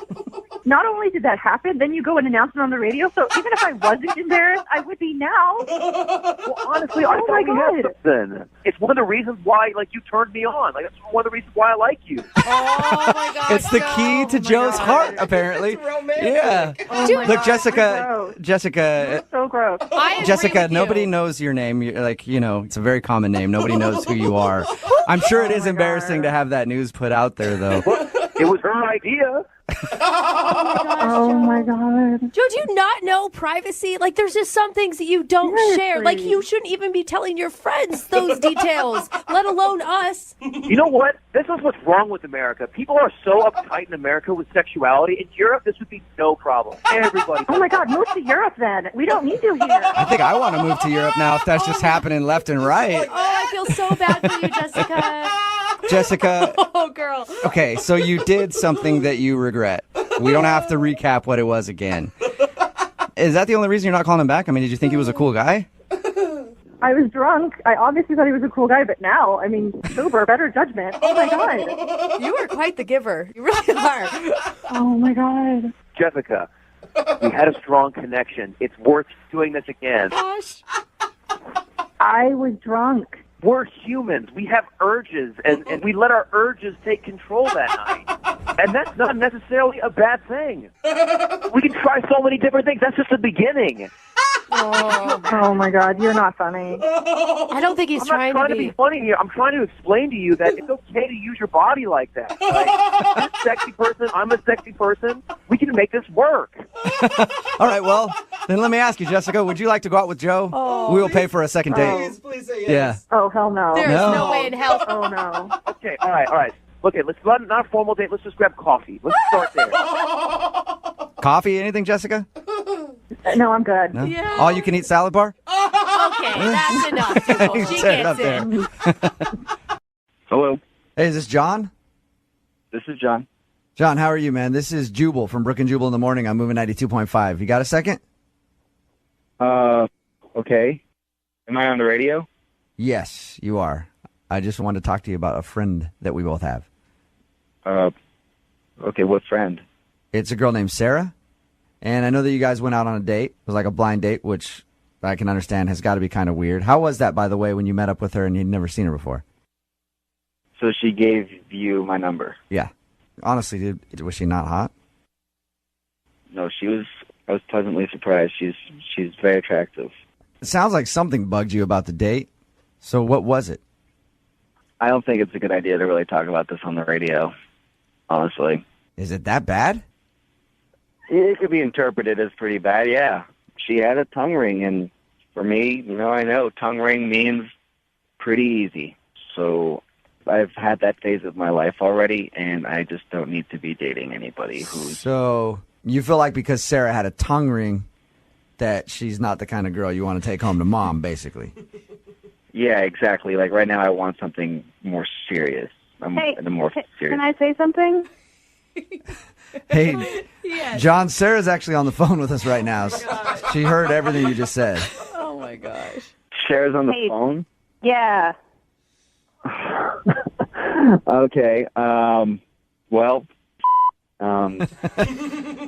You just made this giant assumption about my whole personality and decided that's true, and it's not, first of all. Well, it's just in my experience, any girl that I've dated who's had a piercing on her tongue or different parts of their body, it's like the sex is going to be great, but the relationship's not going to Maybe the problem is with you, and maybe you've just dated a lot of sluts, but I'm not like that. John, have you turned down girls before because of piercings? Yeah, or like a lot of tattoos or so. I mean, there's nothing wrong with it. It's just not what I'm looking for right now. You know, if you know that about yourself, why did you even lead me on? Like, why did you talk about going to a play? Like, it's not like you suddenly realized I had a tongue ring. It's pretty obvious. Honestly, I already knew in my head that things weren't going to work out, so I just threw that line out there to kind of get out of the date, just end it. John, the one thing I'm really confused about is who cares how many people anyone has slept with? I mean, if they're going to... I think a lot of people do, yeah. It's like 1,000 people. I am not hooking up with you. You gotta listen. If a girl says I've slept with 10,000 guys... I'm asking Okay, John. ask Why does John. that matter? I really I think honestly everybody don't get listening it. right now is like, I think it matters. That's because Brooke's hooked up with the entire promotion staff, so she doesn't want us to judge her. I think you guys are really missing the point here. I really do. I think that it doesn't I think matter. everybody understands exactly the point. I'm the only one in a loving, healthy relationship, by the way, You've out been of in this lots of entire them. group. Yeah. And I would like to know, John, what happened to you by some chick that makes you think that a girl with a tongue ring is promiscuous, and then what bad will happen from that? I don't get it. I've been on a date with a girl who had a tongue ring, and it was easier to take things to the next level. And within a month, everything had kind of flamed out. You know, it didn't last. It was good for a flash, and then it was over. I agree with you, John. I think most girls I've met with tongue rings, same thing. Really? Yeah, absolutely. You Piercings, serious? tongue tattoo. No, I don't know.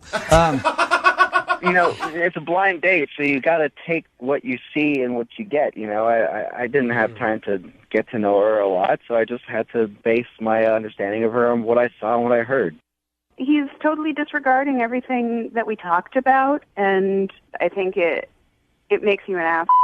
What can I do to convince you that I'm not an ass?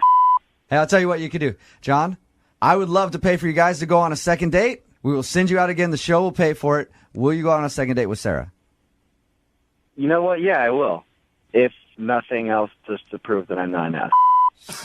Bring your own That's a good way to put it, yeah. Way to sell yourself there, John. Oh, my God, Sarah, would you be willing to go out with him again? We'll pay for it. I don't want to go out with a guy who thinks like that. Amen. Amen. You've proven you are an ass. You can't unprove that. Once you go a-hole, you never All go right. back. John, you heard her. She will not go out with you again. What do you think? Well, honestly, now I'm a little bit disappointed because I thought for sure that it was going to be a done deal that night. Brooke and Jubal in the morning. Hello? Hey, can I speak to Nick, please? Yeah, this is Nick. What's up, dude? How are you? This is Jubal from Brooke and Jubal in the morning on Movie 92.5. Wait, what? This is Jubal from Brooke and Jubal in the morning, the radio station. Okay. Why are you calling me? I'm calling you because you actually know a friend of mine. You went out on a date with her, and you haven't called her back. Okay. So her and I were talking, and she really liked you and would like to see you again, but she's confused, and she wants to know if she did something wrong on the date. Okay, who are you talking about? A girl named Katie? Oh, your friend's Katie, okay. Yeah. And I know that she went on the date with you. I don't know if she told you, but she hasn't really had a drink in 2 years, and she went out. Oh, no, she told me. She told me that. Okay. Oh. She sort of screamed it at me. Really? Oh. How'd that work? I was there, and she showed up, and she ordered a drink, and then she pretty much slammed it, and then ordered another one, and then it just kind of went from there. And I would say she probably within an hour had about 5 drinks. Nick, how long do you think that you got to talk to sober Katie before drunk Katie took over? 7 minutes. Wow. I mean, it literally escalated so fast, and I was thinking we would go somewhere where she could get some food, but she wanted to go dancing, so she begged me to go dancing, and then I went with her, hoping there'd be food at this place. There was not. I just picture her pulling your arm like, I don't want food. Let's go dancing. Let's take me dancing, silly man. And then in the middle of dancing, she screamed in my face with joy that she hadn't had a drink in 2 years. Oh, all right. God, I'm free. Yeah. Okay. With all that said, Nick, was she fun? It was fun in like a reality show that I'm watching at home sort of way. It was happening to you. Did you feel like you were going out with one of the members of Bad Girls Club or something? Just, I haven't had a drink in 2 years. Let's take me dancing. Let's do It this. was like Girls Gone Wild, but I'm in the dynamic. What's the most embarrassing thing she did, Nick? I pulled her out of the back seat of the car. I realized that she had left me something in the back seat of the car, which was not there when she was placed in the car. Did she puke? No, she had taken a in my car. What? No. Oh my God. Hey, Nick. Katie is actually on the phone right now and heard everything you just said. Nick, oh my God, I did not. Katie, come on. I think I know better than you do. I've actually had this happen to a friend of mine. What? Yeah. A guy or a girl? A dude did it in her place. What? But anyway, that's not the issue here. The issue is Katie. Katie, has this ever happened to you before? No, I can't even believe that's true. I am mortified. I don't even know what to say. Oh my God. Yeah, I mean, it was pretty disgusting. I can't even believe that's true. Why'd you keep buying me drinks? I didn't buy you drinks. I threw you over my shoulder, dragged you home, you shit in my car, and then I said No, goodbye I'm to you. talking about before you had to put me over your shoulder. Like, how many drinks did you buy me? At some point, you probably realized I was pretty drunk. Like, why wouldn't you take me home? Dude, you kept ordering the drinks, and I don't know you. And she didn't tell you at the beginning of the date that she had had a drink in a long Told time. me at the end, which point I brought you home. Katie, didn't you realize when you got home and things were a mess, your clothes, that something would have happened? Honestly, I really don't remember. And my roommate had sort of threw me in the shower and cleaned me up because I think I threw up. And I absolutely think he's exaggerating. I really don't think that happened. Katie, I know it's embarrassing, and I understand being defensive, but do you think maybe a better tactic would be to apologize and kind of admit that perhaps you did something wrong? Yeah, if I did that, I'm sorry. I can't. It's so not me that I can't even believe. Obviously, Hey, it's always a good time when you your pants. That's what I say. I think you guys had a great time. I'm just saying, like, I wish that was a joke, but you're being serious. Yeah, Katie, I'm not judging you. You know how many people I've peed on that I've been and beds I've ruined and clothes? Like, I do that all the time, so I'm not judging you for it at all. I'm joking around, but like, you know what? It happens sometimes. I just I don't know. Maybe we could get to a point where Nick could forget that moment and remember why there was a connection between you two. I don't think you forget that Nick, moment. Yeah, there's no way. I mean, it was awful, and then the fact that she just tried to flip it and make it my fault. Okay. All right. Yeah. Well, Nick. I'm not making it your fault, Nick. I'm just saying take some responsibility. I did take Alleviate it. responsibility. I brought you home, called your friend, and you in my car. Hey, Oh my God. Nick, at the end of these second date updates, we always offer a second date. We will pay for you to go out with Katie again if you'd like to.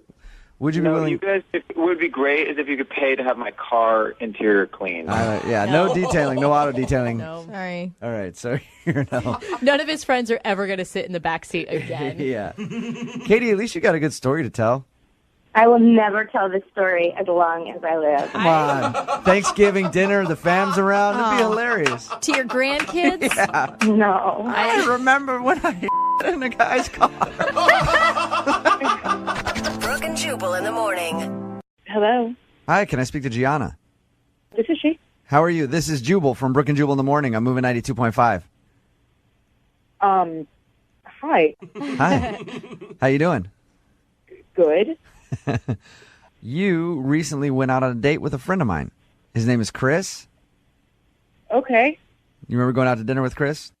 I do. Uh-huh. Cheesecake Factory. It's a nice place. I like it. Okay, yeah. I'm calling because Chris really enjoyed the date, and he's wondering why you haven't called him or texted him or returned his email asking if you wanted to go out again. That's a little weird.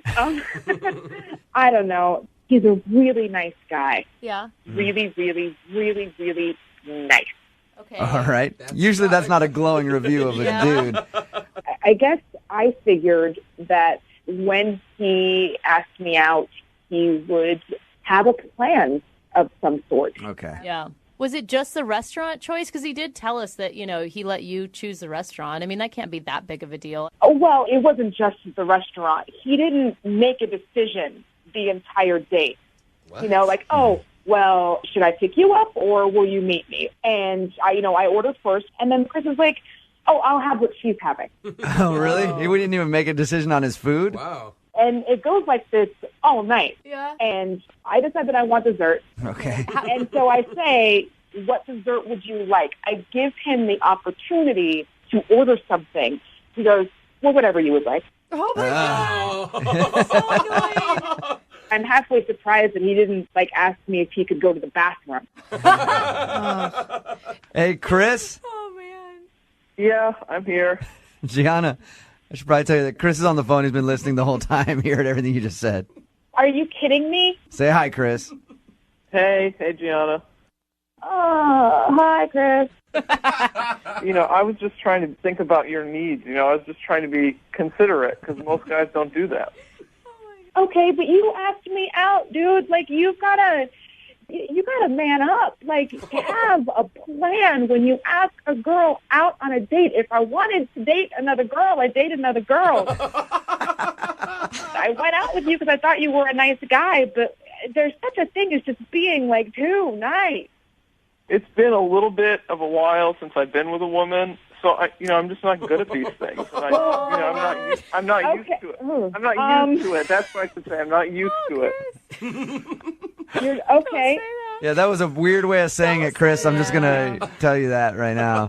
So you haven't been out on a date in a long time? That's what you were saying? My job is just so demanding, God. so I don't get a lot of time generally to go on dates. Can I hear Gianna's interpretation of the kiss at the end of the night? Oh yeah. Oh God. Okay. Can we actually not do that? No. That embarrassing, huh? Gianna, tell us about the kiss. He drops me off at home. I'm going to leave the car, and I'm opening up the door, and I guess, like, this was his time to, like, finally, like, be a man. He lunges over this, like, console, and I thought he was going to fall into my lap. It's hard to do that in a car. You're right, Chris. It is very difficult to get that kiss in a car. The girl to the door. Were you just nervous, man? Is that what happened? I just feel like the expectations are too high. Like, what do you want from me, He's still indecisive. I want you to know where you want to go. I want you to know if you're going to pick me up. I want you to not fall into my lap. I want you to know what kind of cheesecake you like. I don't feel like I'm asking a whole lot from a guy to know what kind of cheesecake he would like to eat. I feel like I can do this. You do. I like it says, I feel like I can do this. Not, I can do this. Okay, I can do this. There you go, Chris. That's that go-getter, can-do attitude. Confident Chris. And Gianna, you got to think, it took a lot of cojones to call a radio station to deal with No, this. it didn't. It took a lot of cojones to call me. Yeah, that's true. If we continue to go out, if every time something goes wrong, you're going to call Jubal?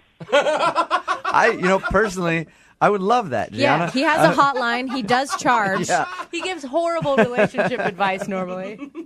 Well, you did pick up the phone, though, so this seems to be working in some sense. There you go. Well, yes, I pick up my phone when it rings, Chris. Oh, man. Well, Hey. you didn't answer my emails. You sent one email that was just a question mark. Like, I don't know. Oh, my God. Gianna, It's so funny. I'm sorry, Chris, but that is funny. Gianna, at this point, I would like to say we will send you out on a second date. We'll pay for it. Chris obviously wants to go out again. Gianna, would you go out with him? If you guys could send me, like, a project plan so I have, like, in my email, so I have an idea of what it is that we're doing, so that I do know there is a plan. Oh, God. Sure. Yes! Why not? Yes! You are so Love it. nice. Yes. Woohoo! You Go are Chris. so nice. Chris, you got your second date, man. I'm so excited. I can't wait. Wow, you can tell. Yeah, you can hear Leave it in him your voice. alone. Come on. Chris, any idea where you want to go? Well, I hadn't really thought about it, honestly. Brooke and Jubal in the morning. Hello? Hey, Sarah, it's Jubal. Hey. How's it going? It's okay. You doing all right since your date with Guru? It's over, so I'm doing great. Oh, you poor thing. We just talked to Guru, and of course, he told us about the date that he took you on. Apparently, he took you to the butterfly exhibit, Yeah? to Costco. Oh, he admitted that. Okay. Yeah, he said. He said you were into it. Oh, God. Yeah, Sarah, can I ask what your initial impression of him was? I thought it was weird. Yeah. But, I mean, but it wasn't weird, like, in a way that I couldn't spend some time looking at butterflies. Guru's like quirky and eccentric. That's what I would say. I wouldn't call him weird. He's an interesting character. He'd be a fun guy to hang out with, I would Yeah, think. you wouldn't call him weird, but I would. Yeah, I think that's fair. Yeah, plus the other stuff's really weird. So maybe taking a woman to a butterfly house is not weird. The other stuff's weird. How did he get you on the bus to Costco? Oh God, how did he get me on the bus to Costco? He said he had this great, like, new hot spot that he thought was really unusual. Like, we're helping save resources by taking a bus. And I thought, cool place to eat that I've never experienced before. And I was right on half of it. I've never experienced eating at Costco before. Aren't the chicken bakes delicious, though? Not when a guy you met like an hour before asks you to eat it Lady in the Tramp style. Oh, my God. He asked you to eat a chicken baked Lady in the Tramp style? Yes. I mean, I think I should have run then. I thought he was just making a joke. I realize now that was no joke. It was just getting weirder and weirder. And he has these long monologues about paper being the future, and I don't understand what he's talking about.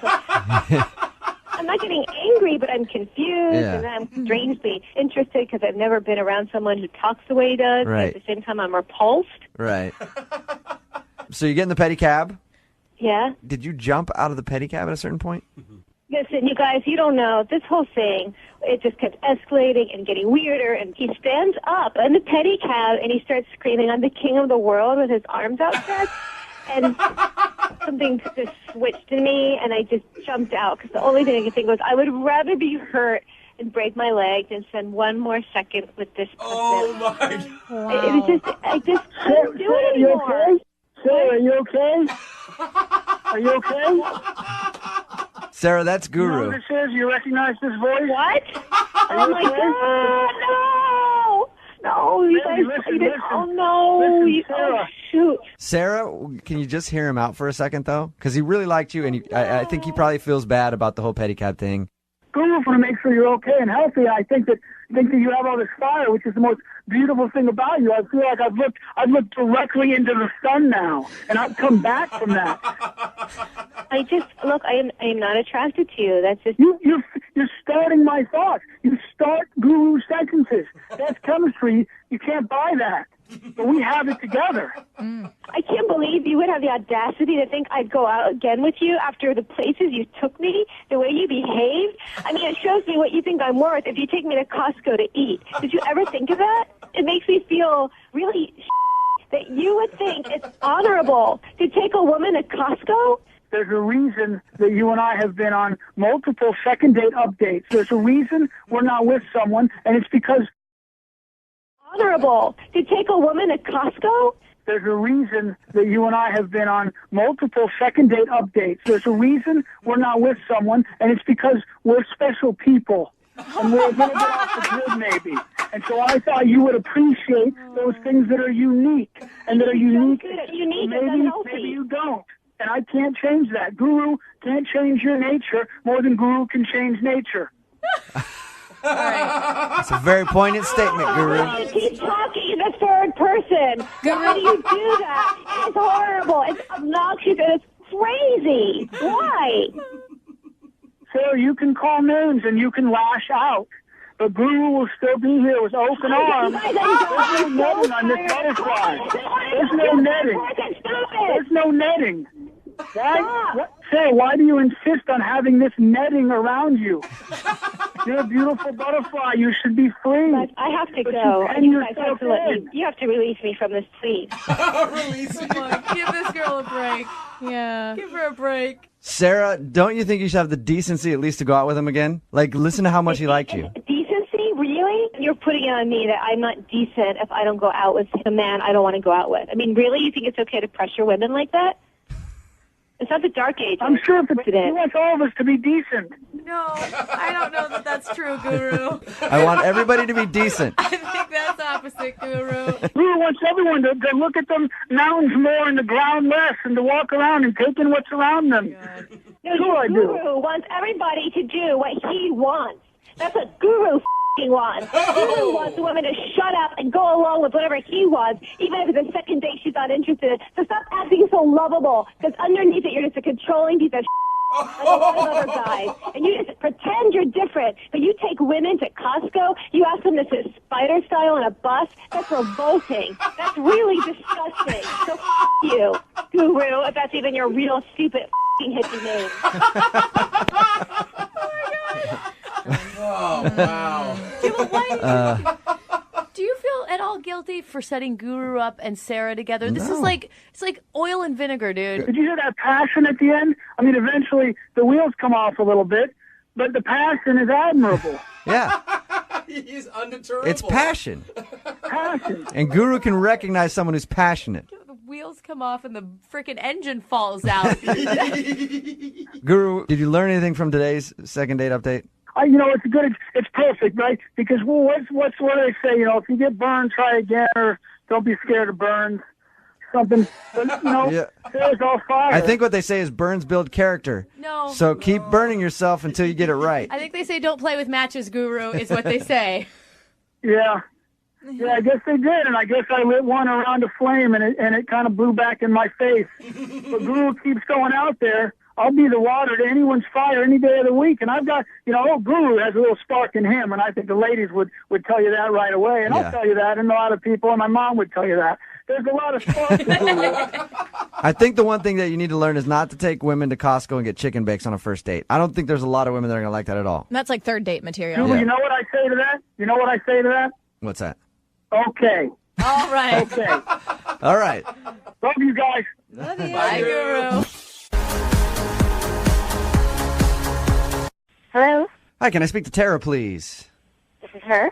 Hey, Tara, how are you? I'm an owner of a restaurant you recently gave a poor Yelp review to, and I wanted to have a quick word with you. Got a second? Tara, okay. I'm just joking. This is actually Jubal from Brooke and Jubal in the Morning on Moving 92.5. How are you? Who is this? Yeah. My name is Jubal from Brooke and Jubal in the Morning on the radio station Moving 92.5. We do a morning show here in town.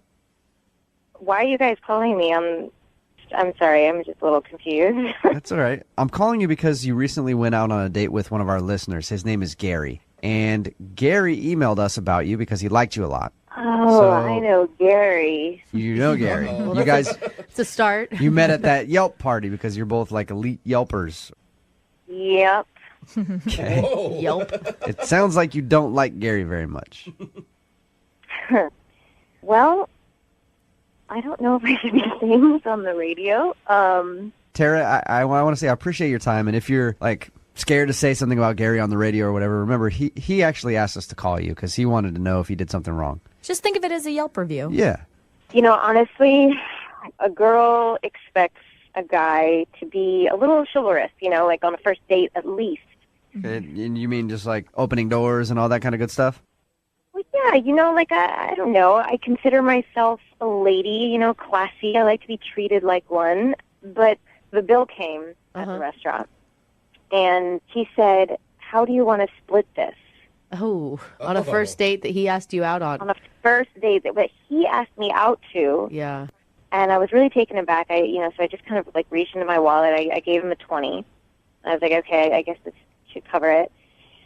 And then he had the balls to just say, well, I think you had a bit more bread than me, and you also had a second glass of wine. Stop it. So he wanted more money? Wow. He was not counting what your charges should be. No. I gave him a little bit more money, and he goes, well, actually, I think maybe just a little bit more because that tip is only about 15%. Hey, Tara?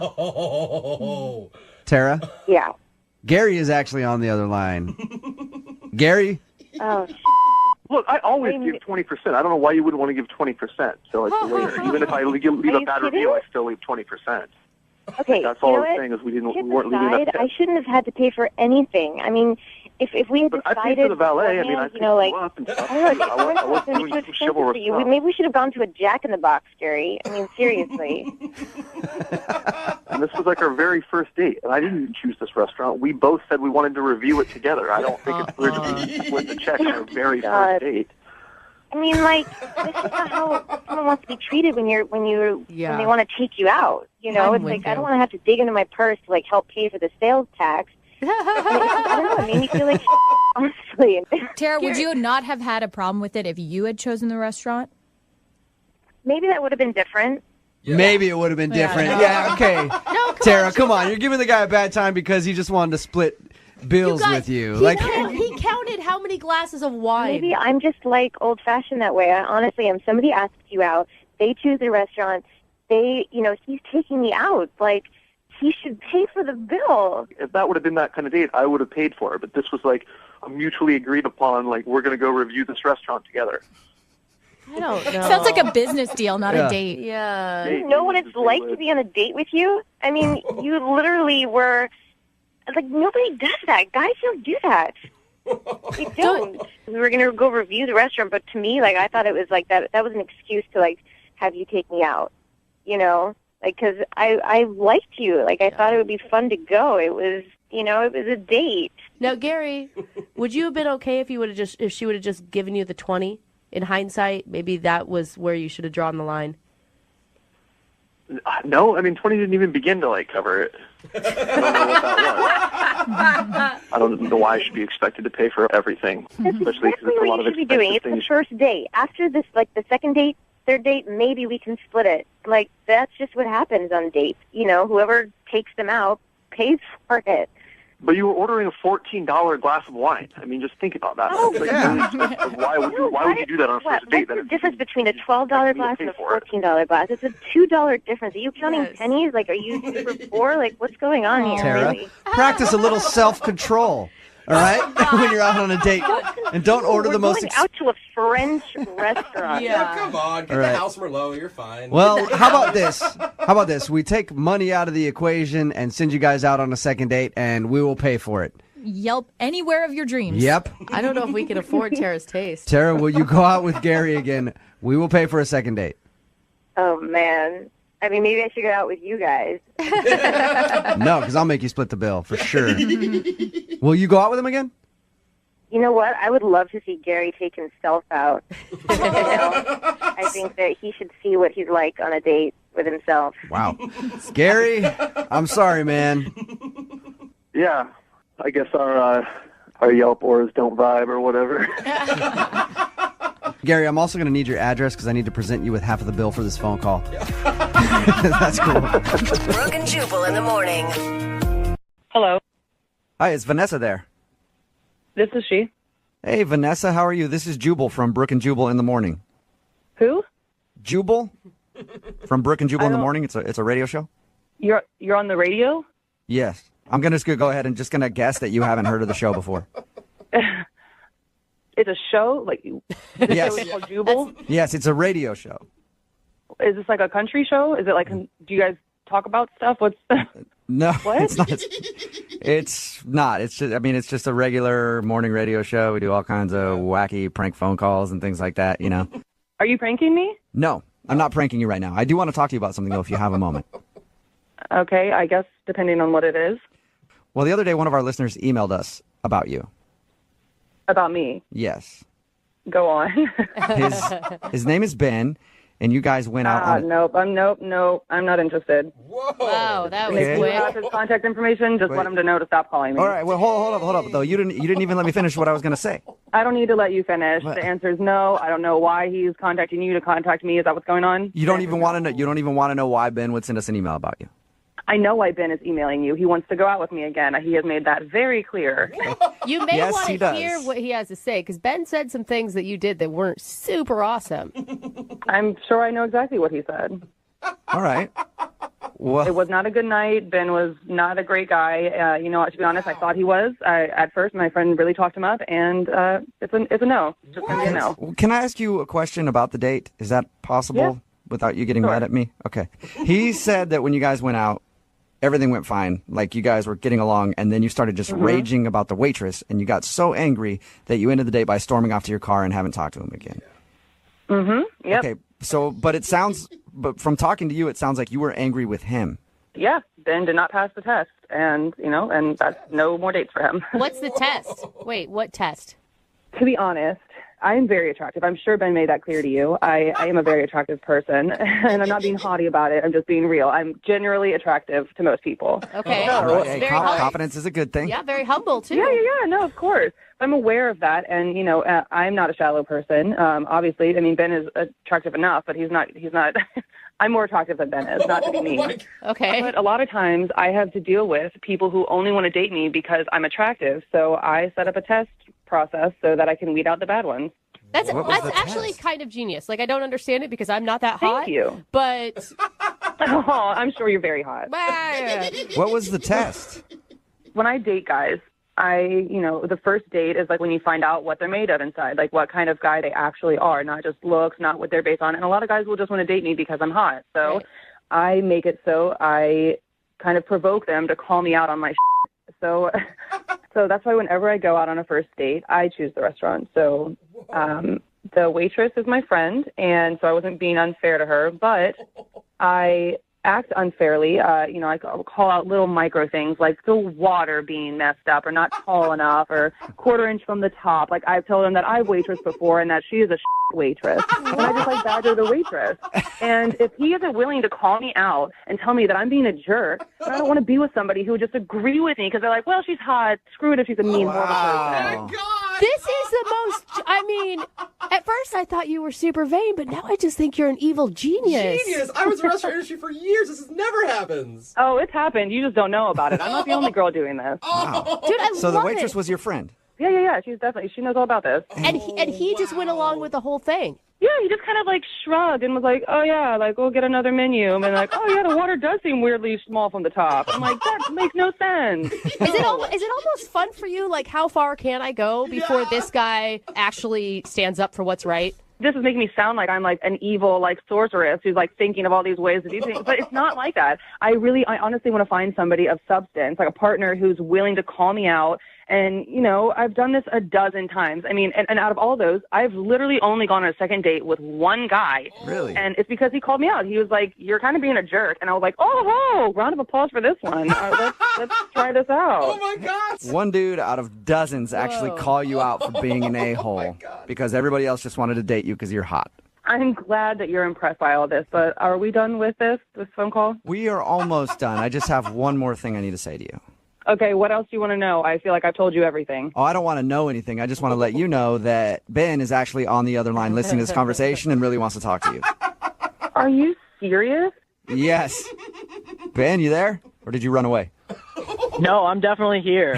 Vanessa, that's pretty what you did back at the restaurant. And look, I'm going to call you out now because apparently you like that kind of thing. And I didn't call you out back then because I'm trying to be a nice guy. And this is the first freaking date that I have been on with you. I'm not going to, cause drama immediately. I get to know somebody That's not first. drama. I'm trying to get It's to not know drama to call somebody out on being mean. You could have easily just been like, nope, that's the water isn't weird. Do you have a problem with this waitress? You could have literally said anything instead of just being a little, oh, yeah,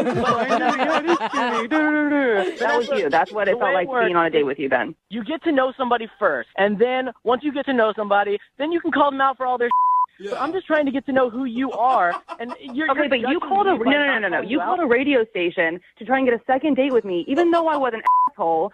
So, if I wasn't attractive, would you want a second date? If I didn't look like this, would you want a second date? That's a no, isn't it? Okay, well, in case in point. I mean, Ben, you've got to be honest. You didn't say one thing about her other than how hot she was. I honestly don't know anything about Vanessa.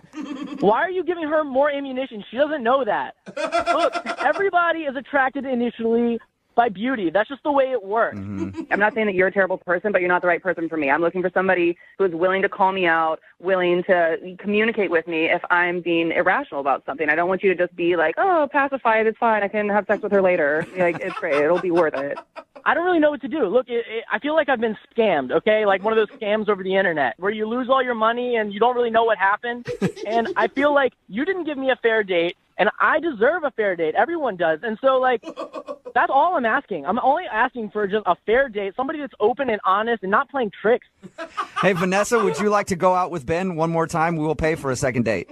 I want to give him a round of applause for that wonderful speech he just gave, but no. Oh my God. Man.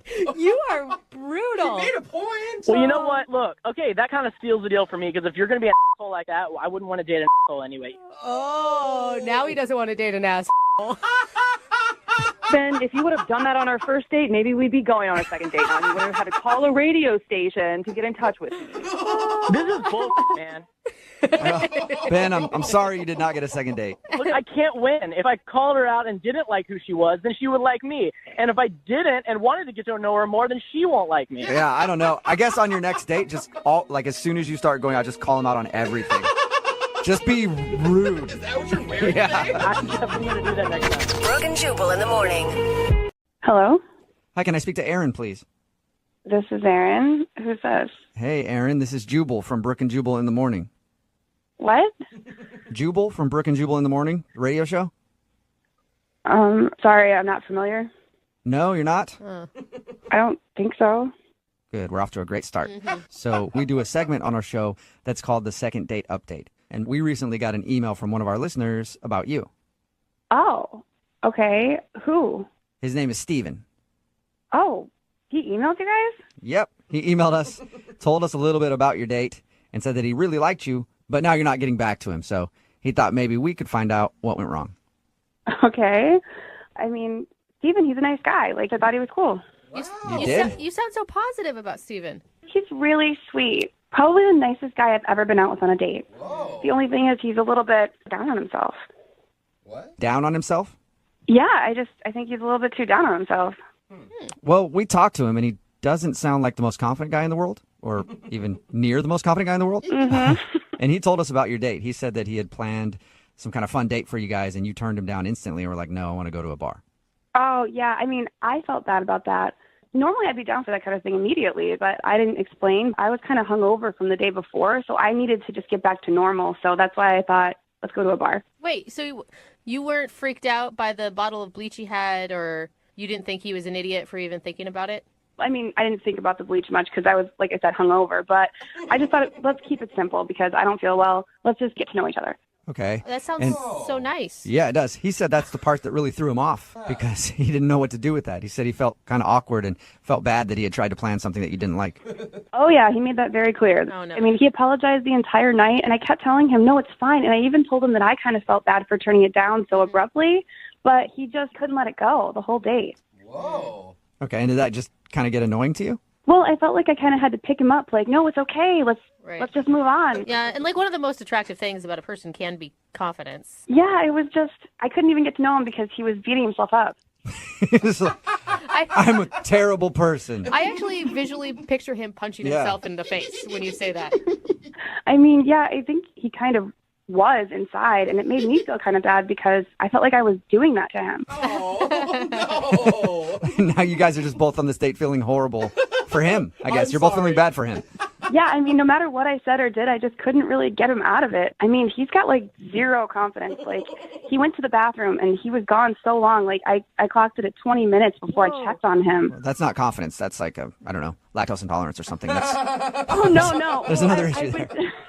I went to check on him because I was concerned, just wondering what was up. And he was outside the bathroom saying that there were people in there and that he couldn't, go when there was other guys around. So he was waiting for it to be empty. Shut up. He told you that? He can't Yeah. he can't use a urinal when other people are around? Yeah, I mean, I guess not. I mean, he was just standing outside the door that whole time. Oh my gosh. Did you offer I'll watch the girls' room so you can at least use a private stall? No, luckily some guy came out and he sprinted inside, and I did watch the door for him. He's like, "Can you watch the door for me?" And I was like, "Sure."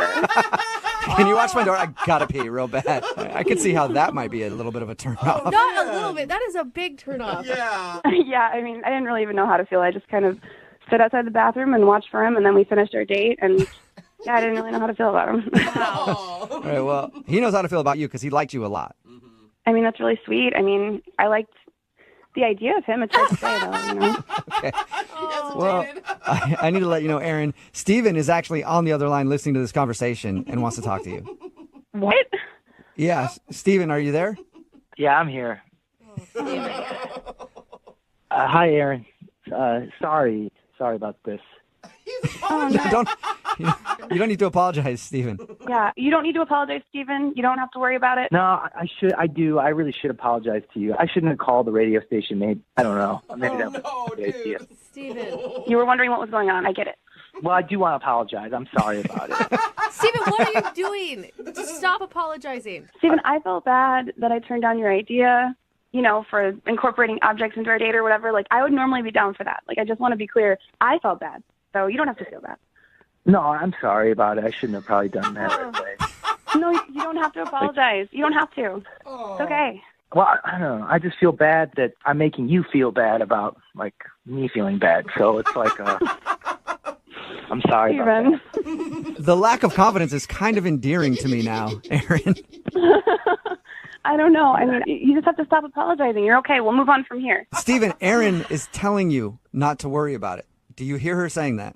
Yeah, I heard her. No, and I appreciate that. But, I know the truth, and it's probably more on some of the things that I've done. So. You don't know the truth. That's the thing. Like, everything about you sounds really great and attractive and something that Erin would want, except for this piece of you that seems to overshadow everything else. Like when you were talking about skiing and you made a joke about the bunny hills and I cracked up. Do you remember that? I mean, you were really funny and charming. Oh, thanks. Yeah. I mean, I'm not very good at skiing, so it's funny to I don't know. Somehow I have a feeling, Steven, that you wouldn't think you were very good at skiing. Anything. But you thought that was funny? Yeah, of course. I thought maybe you were just being nice. No, honestly, I mean, you're really funny. You just need to work on your confidence a little bit, and you'd be sexy even. Wow, that's very nice of you to say. Thank you. There you go, Steven. Look at that. Erin thinks you could be sexy. Someone should put a little pep in their step. Erin, would you like to go out with Steven on a second date? We will pay for it. I mean, I was just trying to get his spirits up. I mean, I don't know if I'm ready to take that step yet. Oh. Come on. Yeah, I kind of figured that was probably what you were thinking, so I don't blame you. Steven, I wasn't just trying to be nice. I just don't know if you can stop beating yourself up. I don't know if you can stop. If you can stop this and just be with me. I mean, I'd love to on a take you date. on a second date, Erin. I really would. And if you would, I'll work on my confidence, I guess, but I can't guarantee anything. Steven, try it again. Try that again, Yes. and then say that you guarantee it. I want to see if you can do it. All right, I do it. All right, cool. Okay. Well, I really would love to take you on a second date, Erin, and I'm going to work on my confidence. So you know what? I guarantee it. Whoa, there you go, Erin. That's a Steven guarantee. That's as good as gold. It's almost like a pitch man now. And you know what? We're probably going to have the time of our lives. Probably. Oh my God, you're so Come on, Erin. adorable right now. Erin, just give him one more shot. You cannot say no to that. All right, yeah, I'll give you a shot, but don't put too much pressure on it, okay? Just be No, you. I'm going to Just play be cool. confident. Yeah. I'm going to play totally cool. You sounds like you're a master of that, Steven, so good luck, man. All right, looking forward to it. I can't wait. Steven's so excited. Brooke and Jubal in the morning. Hello? Hi, is Adam there? Yeah, this is him. Hey, what's up, Adam? How are you? This is Jubal from Brooke and Jubal in the morning. Hey. Hey, what's going on today? Not much. Why are you calling me? Oh, just checking in, man. Just, No, I don't. Oh, okay. Well, the real reason I'm calling is that somebody emailed us about you and asked if I could get you on the phone. Her name is Rachel. She actually lives in the same building as you do. Oh, what? Do you remember Rachel? Do you know Rachel? Yeah, but why are you calling about her? Well, because we do a segment on our show called the Second Date Update. It's where if you go out on a date with somebody and then end up blowing them off after, they email us to see if we can get you on the phone and ask why. So Rachel's wondering why you won't call her back after your date. I did call her. Right. She said that after your date, she got a missed phone call from you, and then she texted you back and was like, hey, sorry, I missed your call, and then she hasn't heard from you since. Wow, she told you everything. She did. She even told us about the I love you comment. Yeah, that was pretty embarrassing for her. Oh my gosh. Is that the reason that you're not calling her back? Because she dropped I love you on a first date? No, I actually thought that was kind of endearing. Really? Yeah, because she got so worked up about it, and she kept saying it. And, I mean, I got that she just said it as, a saying, and I wanted her to move on, but she didn't. You didn't help her at all. She said after she said I love you that you got super awkward. I didn't get awkward after the first time she said it. I got awkward after the fifth or sixth time that she said it. Yeah, she told us that she feels like she went a little too hard on trying to let you know that it was a joke. I wouldn't say it was a little too hard. I mean, I was trying to get to know her, and she just kept saying it, and it just kept getting in the way. Me trying to get to know her. I thought she was great, and I wanted her to just stop saying it. Poor girl, she was so awkward about it. Yeah. So is that the only issue then? The I love you? No, I knew it was a joke, and I wanted to see her again, and that's why I called her. And the call went to her voicemail, and on her voicemail is this other dude who, Yeah, he sounded like a real douche. He was like, "Hey, what's up? This is Rachel's phone. Leave a message because she's busy right now." And she's laughing in the background, and he's laughing about it. And it's like, what? Weird. Wait, what do you mean? Yeah.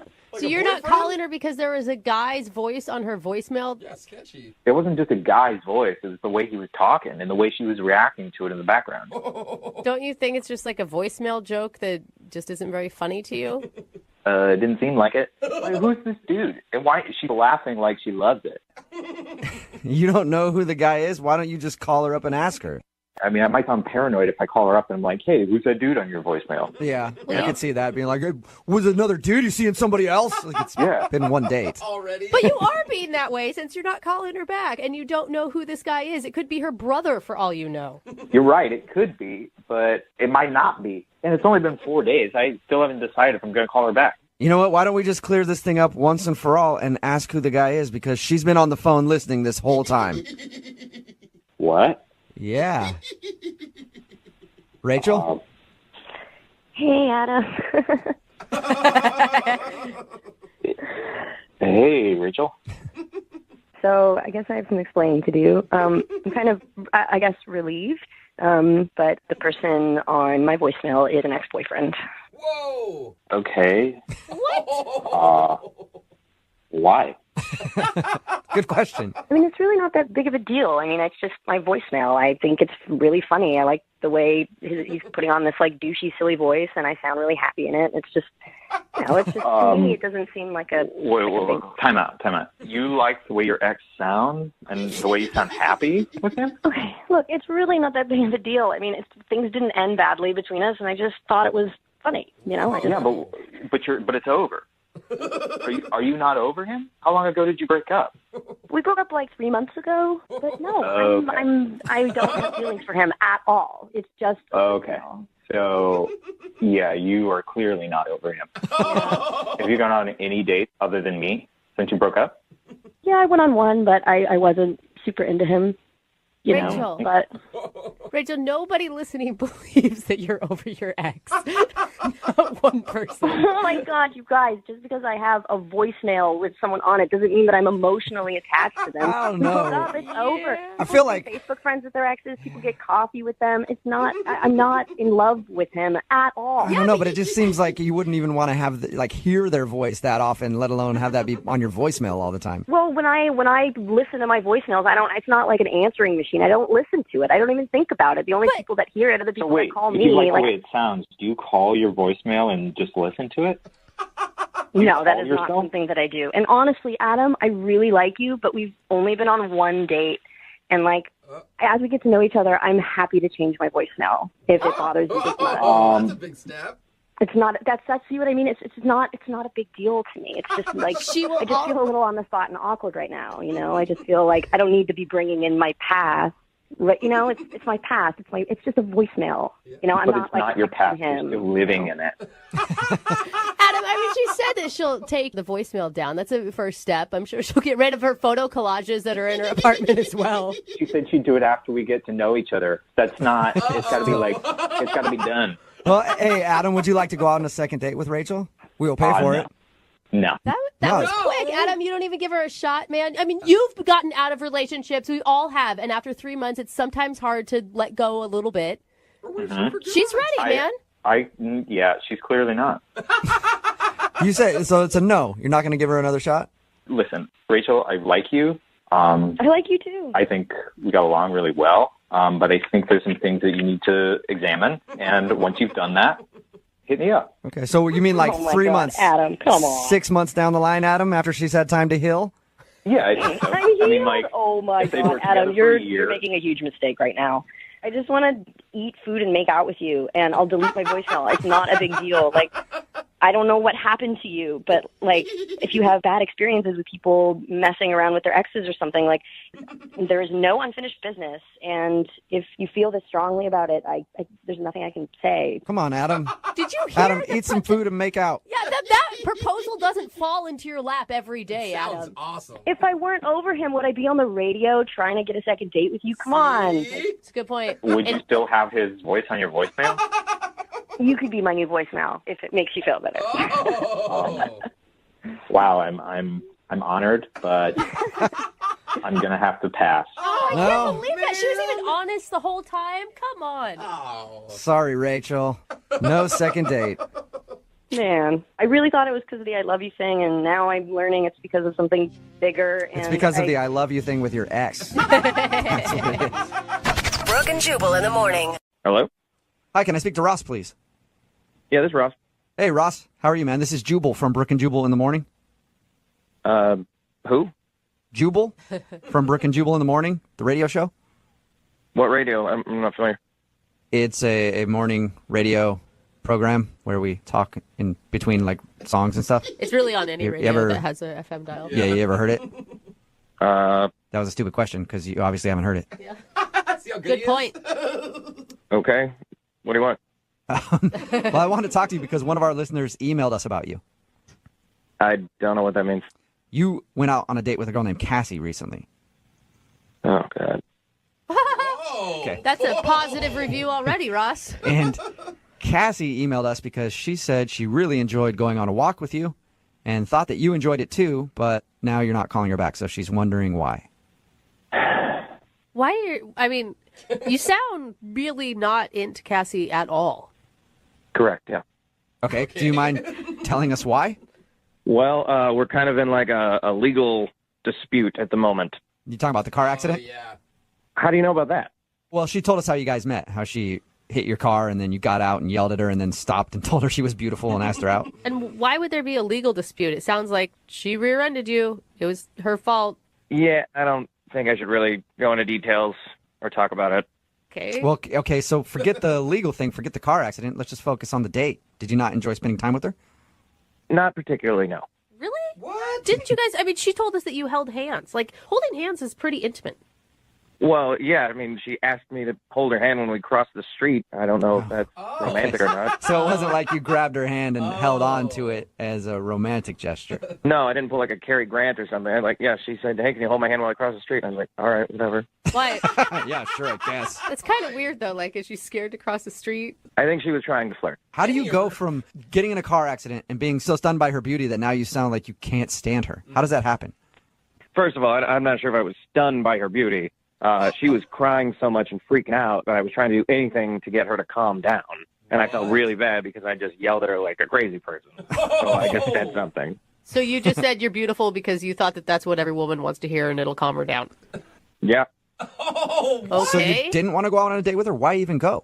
Well, I did want to go on a date. Oh, you did? After I calmed down, I thought, oh, this is actually pretty cute. But then I went out on the date and I thought, oh my God, this is a terrible idea. What was so terrible about it? Because according to her, there was like nothing really interesting. You just walked around and, from her perspective, enjoyed each other's company. Yeah, we walked around, but then she, like, I don't know, within 5-10 minutes of the date, she starts making jokes about how the wreck was partially my fault. Okay, so she's joking. Yeah, and I was like, ha ha ha, funny. And then came up again, and it came up again, and she just kept joking about it as if she was trying to convince me that the wreck was my fault through these lame jokes. And I'm like, what is happening? And it got me really frustrated, and I really didn't like it. And I was getting really annoyed, and I was starting to get that feeling back when I was yelling at her when she was really and I didn't want to do that. So you didn't want to go off on her again during your little date. Yeah, by the end of it, I was really, really trying to hold it together. And then she asked me up to her place, and I was like, absolutely not. So I said, no, thank you, and went home and just yelled into a pillow. Wow. She can really get you fired up. I mean, there could be some passion there that you're missing out on. No. And then, to make matters worse, when I get home, I see an email from her insurance company saying that they are disputing whose fault the accident was. Oh. So but that might not be her. That may just be her insurance company. Maybe, but she was joking about it, and then I found that out. So I want nothing to do with her. Okay. Well, that's unfortunate because she is on the other line listening and wants to talk to you right now. So. Hey, Ross. Oh, my God. I was just joking. I thought it was funny, you know? Yeah, maybe one time would have been funny, but 6, 7, 8, however many times it kept coming up, it wasn't funny. It was annoying and It was untrue. not that frequent, and you know that. It was not that frequent. I mean, maybe I just read that you thought it was funny. I just, come on, like, people get wrecks all the time, and it's kind of funny that it played out this way. I thought it would be funny to, like, say that's how we met, you know? Yeah, it's how we met, but you're getting the facts wrong, okay? It wasn't my fault. You rear-ended me. It was clearly your fault. I mean, it was kind of your fault. Oh, wow.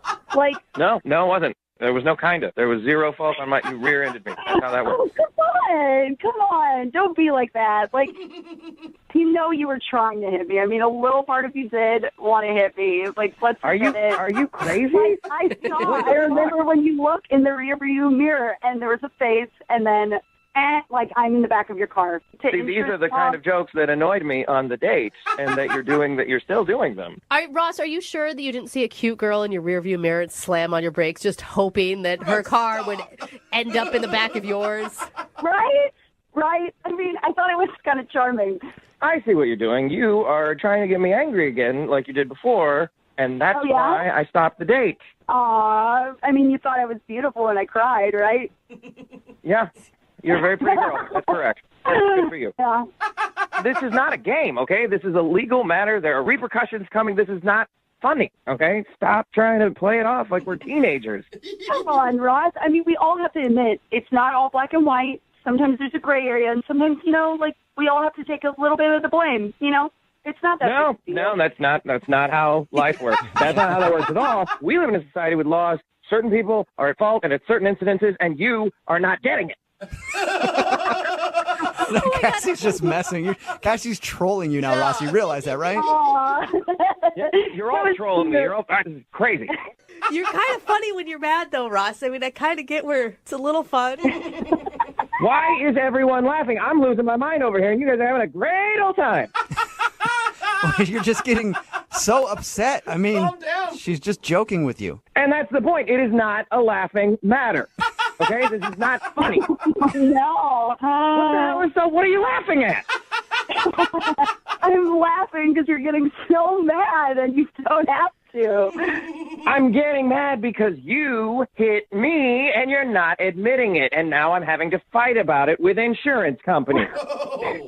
Oh, Roz. You gotta stop focusing on that stuff. The courts are gonna handle it. Let's just focus on you and me and the good time we had. There is no you and me.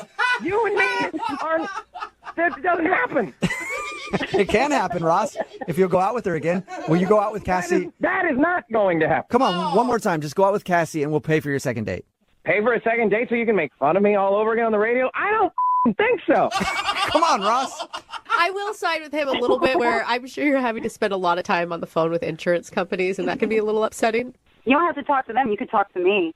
I'm talking to you right now, and it's not going well for me. Brooke and Jubal in the morning.